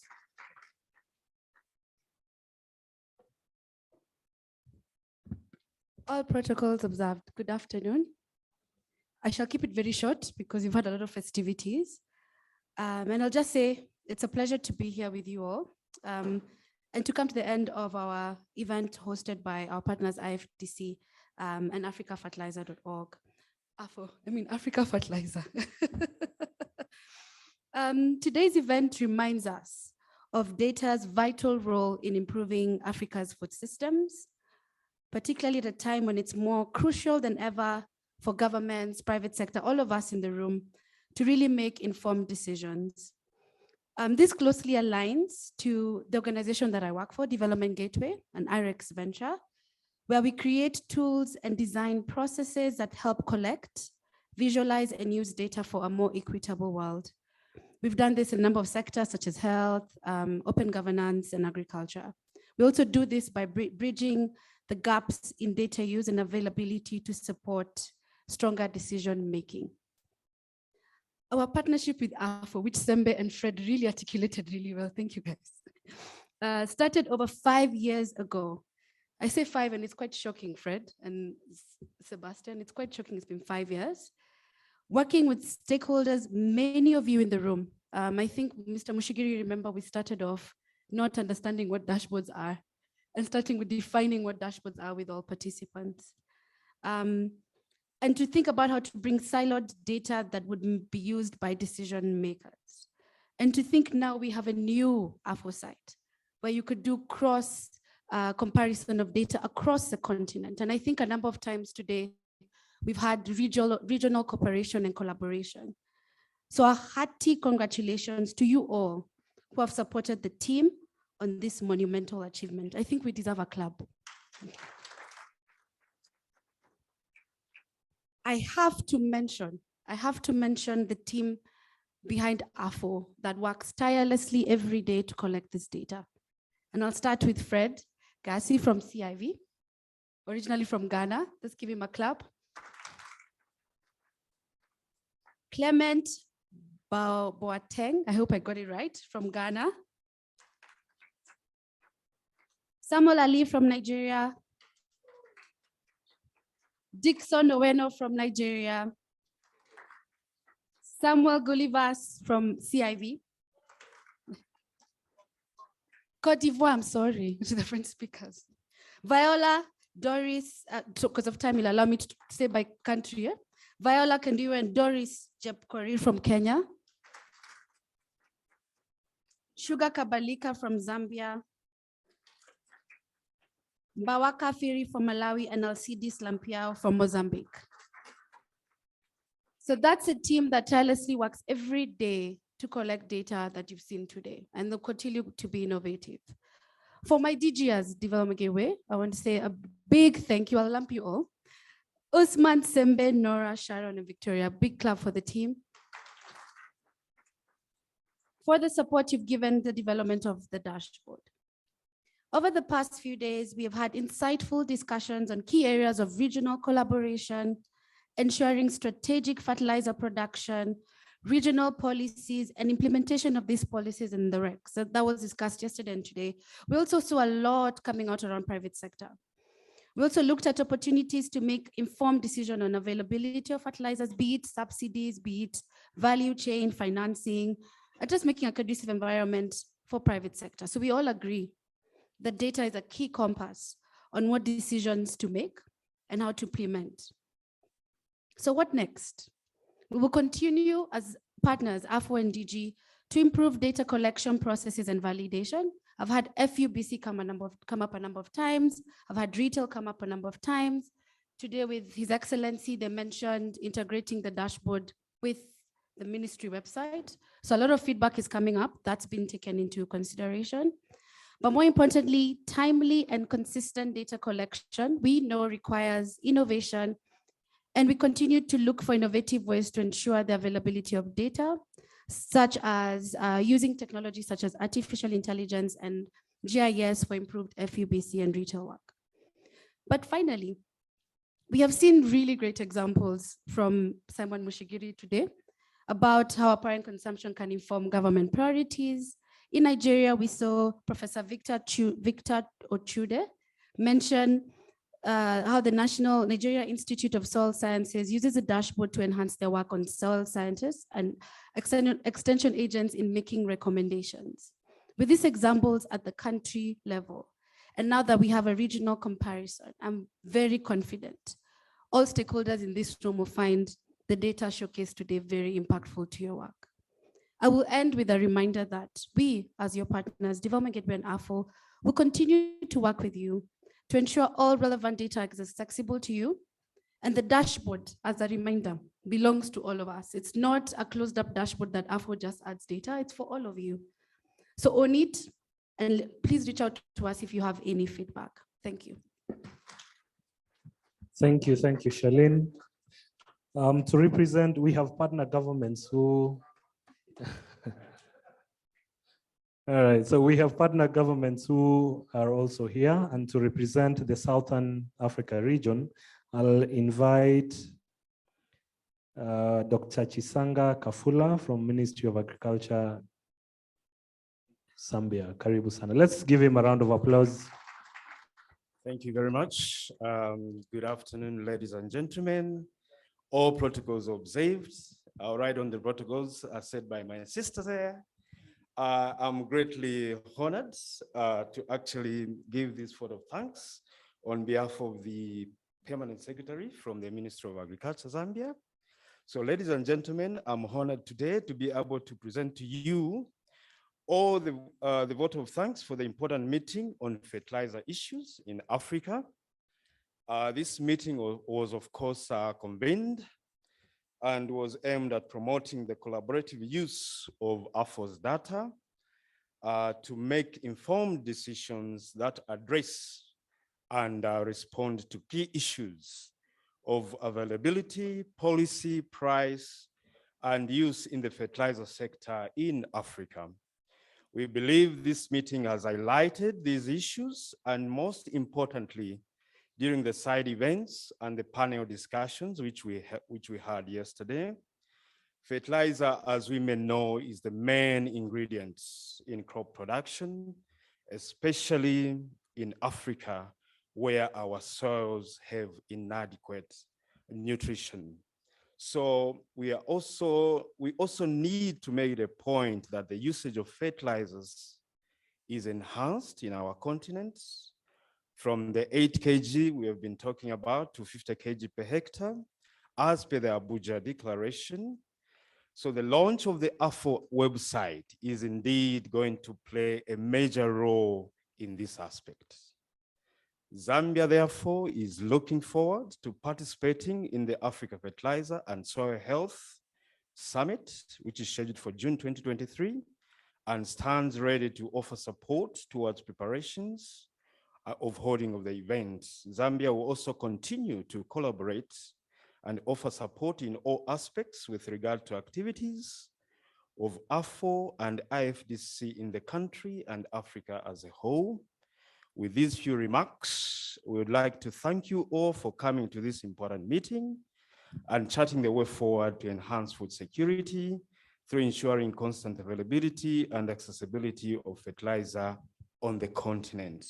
We further wish you a safe trip or journey as you get back home to our respective countries. For those who are traveling back tomorrow, remember we all have a huge task of ensuring that fertilizer usage is enhanced on our continent. So thank you very much, and we request our Almighty God to actually bless us all. So thank you, asanteni sana. Asante, asante. Another round of applause for Daktari. And to represent the Western region, I will invite Mr. Michael Owusu, who is from the Ministry of Agriculture in Ghana. Let's give him a round of applause as he.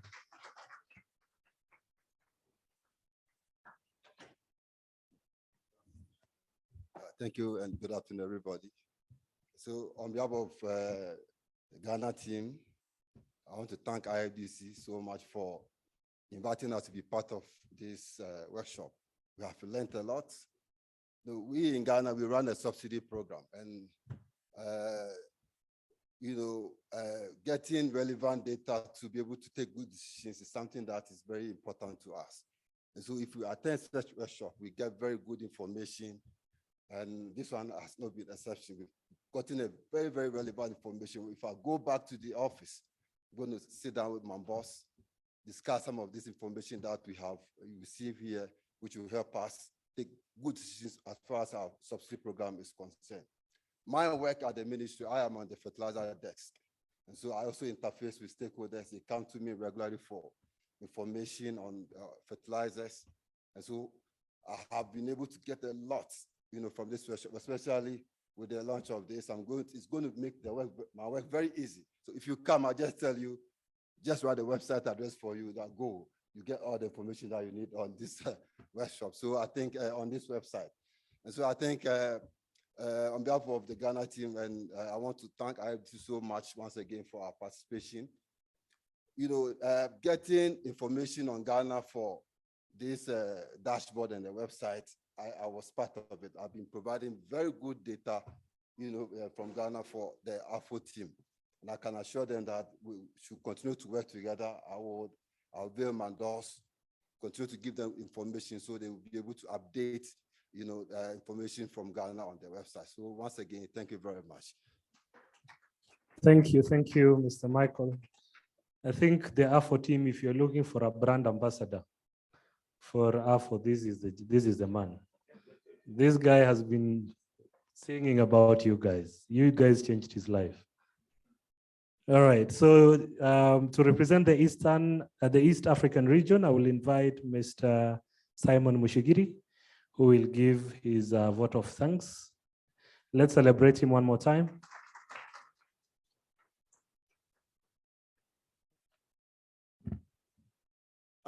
Thank you very much. I think I'll be very brief because I run the risk of repeating what I've said before. When you talk too much, sometimes you tend to repeat the same things. But I want to say that we are very, very grateful for having been given the opportunity as a country to host this event. I know we have interacted a lot throughout the process with Sebastian, and there are quite a number of things that we are working behind the scenes, and we are happy that it has come to happen. It has also set some pace because there's something else that we are organizing, and I think we have seen how things can be organized and they be successful. The issues of data, I think it's something that we have been talking about, but I want to say that working with AFO, working in the process of coming up with the dashboard, there is a lot that we have actually learned. And this one has actually brought a lot of synergy in the country because right now we are able to talk with the various stakeholders and we are able to share the various data that is available within the private sector and also the government. So AFO gave us an opportunity for bringing us together, and we have been able to talk together, and now we can move together. I might talk a lot about the data, how we have been using it, but I want to say that it has been very, very useful. And as a country, we normally appreciate this important step that has been made. So even the progress that we have made so far in terms of revamping it, we are very, very excited, and we believe we'll be able to share information across region. Before, if you asked me what was happening in URT, I know we have been meeting in other forum, but it was difficult. But now we can be able, in this case, to interact through, in this case, the website, and we'll know what is happening in other countries. I also want to say that through the data that we have been getting from this particular dashboard, we have even been able to, in this case, design what we call the bundling. So that if you look at the systems that we have in the country, we are actually bundling so that now you can include seed, you can include agrochemicals, and we can also be able to include lime to the same system. So we are happy and we appreciate for you people coming to this great country of ours and this great city of ours called Nairobi. There are various places that you can actually visit before you go back. Please leave some dollars with us. You can, we have Masai Mara, you can go and see the big five. I think there is also Aboseri, you can go to Savo. So the opportunity is there and our good beaches. So thank you very much. We are looking forward to meeting with you again in the near future, where we can actually continue with this discourse, how we can improve the data and even how we can continue using it. But I can tell you for sure, it's a very good experience once you start using it, and then you can see the capabilities that this information can actually give you in terms of doing your, what I can call your activities and your normal duties. So we wish you the best as you go back, as we extend our gratitude to DG Development Gateway, AFO and IFDC. We have actually a memorandum of understanding with IFDC, and they have been assisting us in various forms. And I believe when we interact, then we can go far. When we create the synergy within our countries and even within the system, then we can be able to grow each other and we can go very far. Finally, we are very, very grateful because we have met new friends. You know, this is always a good opportunity. You have met Moshigere, whom you have not seen before. I've also met you. So I've actually added to the list of friends. So thank you very much for even accepting to come here and be with us for this great occasion. As we move on, we want to thank the people, the conveners of this meeting, because we know there is a lot that has been done. MC, thank you very much for the good work as well. Thank you and God bless you. Thank you so much, Mr. Mushigiri. Finally, I'd like to invite the IFDC Regional Director to give his vote of thanks. So let's celebrate Fernando.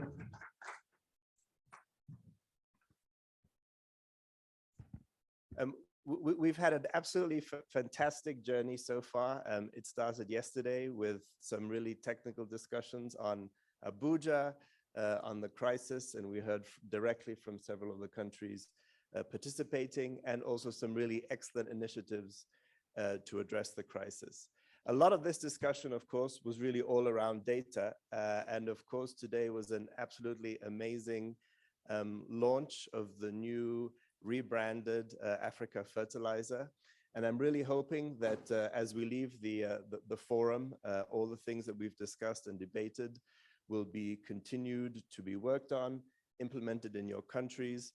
Of course, there is also the lead up to several large events, including the Africa Fertilizer and Soil Health Summit, and then even a longer and a larger roadmap before that. I would like to keep my comments very brief. I would like to thank two very broad categories of individuals and organizations. First of all, we had absolutely excellent participation from a very broad cross-section of fertilizer actors in the room, both today and yesterday. Of course, represented by the Ministry of Agriculture in Kenya, the PS. We've had excellent representation from the various other ministries, from industry associations, producers, development partners, donors, and of course, fertilizer sector stakeholders. So please, a big round of applause, first of all, to all of you. Thank you for attending and participating. And then let me conclude by thanking all of the organizers of this absolutely great event. Charlene, you did a great job of mentioning people by name. I will piggyback on you and just mention the broad categories of individuals and organizations. First of all, the entire AFO team, represented by Sebastian, and of course, our partners,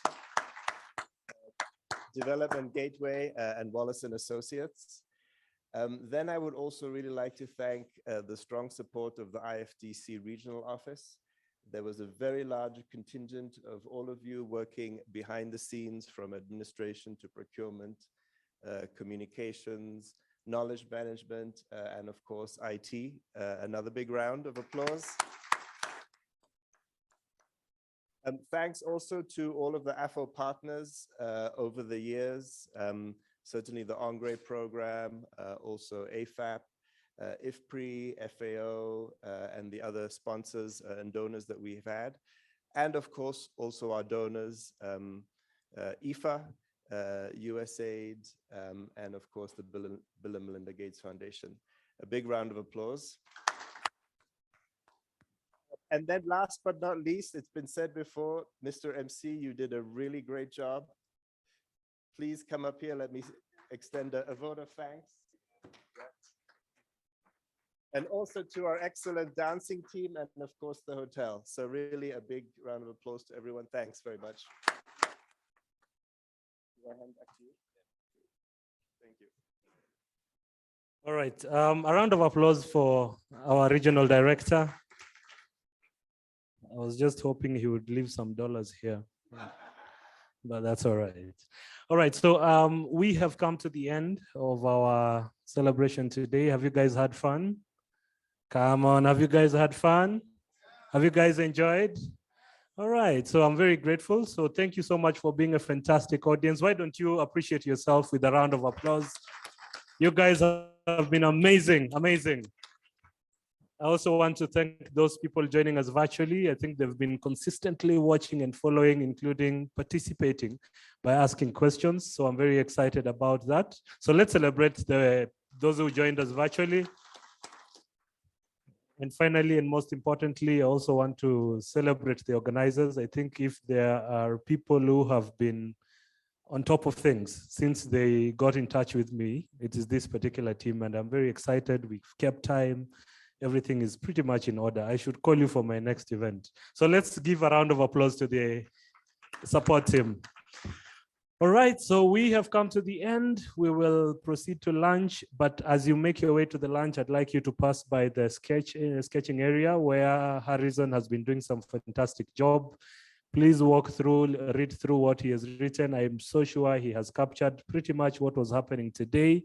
As you make your way to the lunch area, continue with the conversations, continue asking, networking with other people, get to hear what's happening in Tanzania, where they have opened their doors for pretty much everyone who wants to help them. Let's talk about Ghana. Let's talk about the rest of Africa. Mungu awabariki sana. Enjoy your time in Kenya. And as told by Mr. Mushigiri, leave some dollars for us. We need a bit of that. Thank you so much.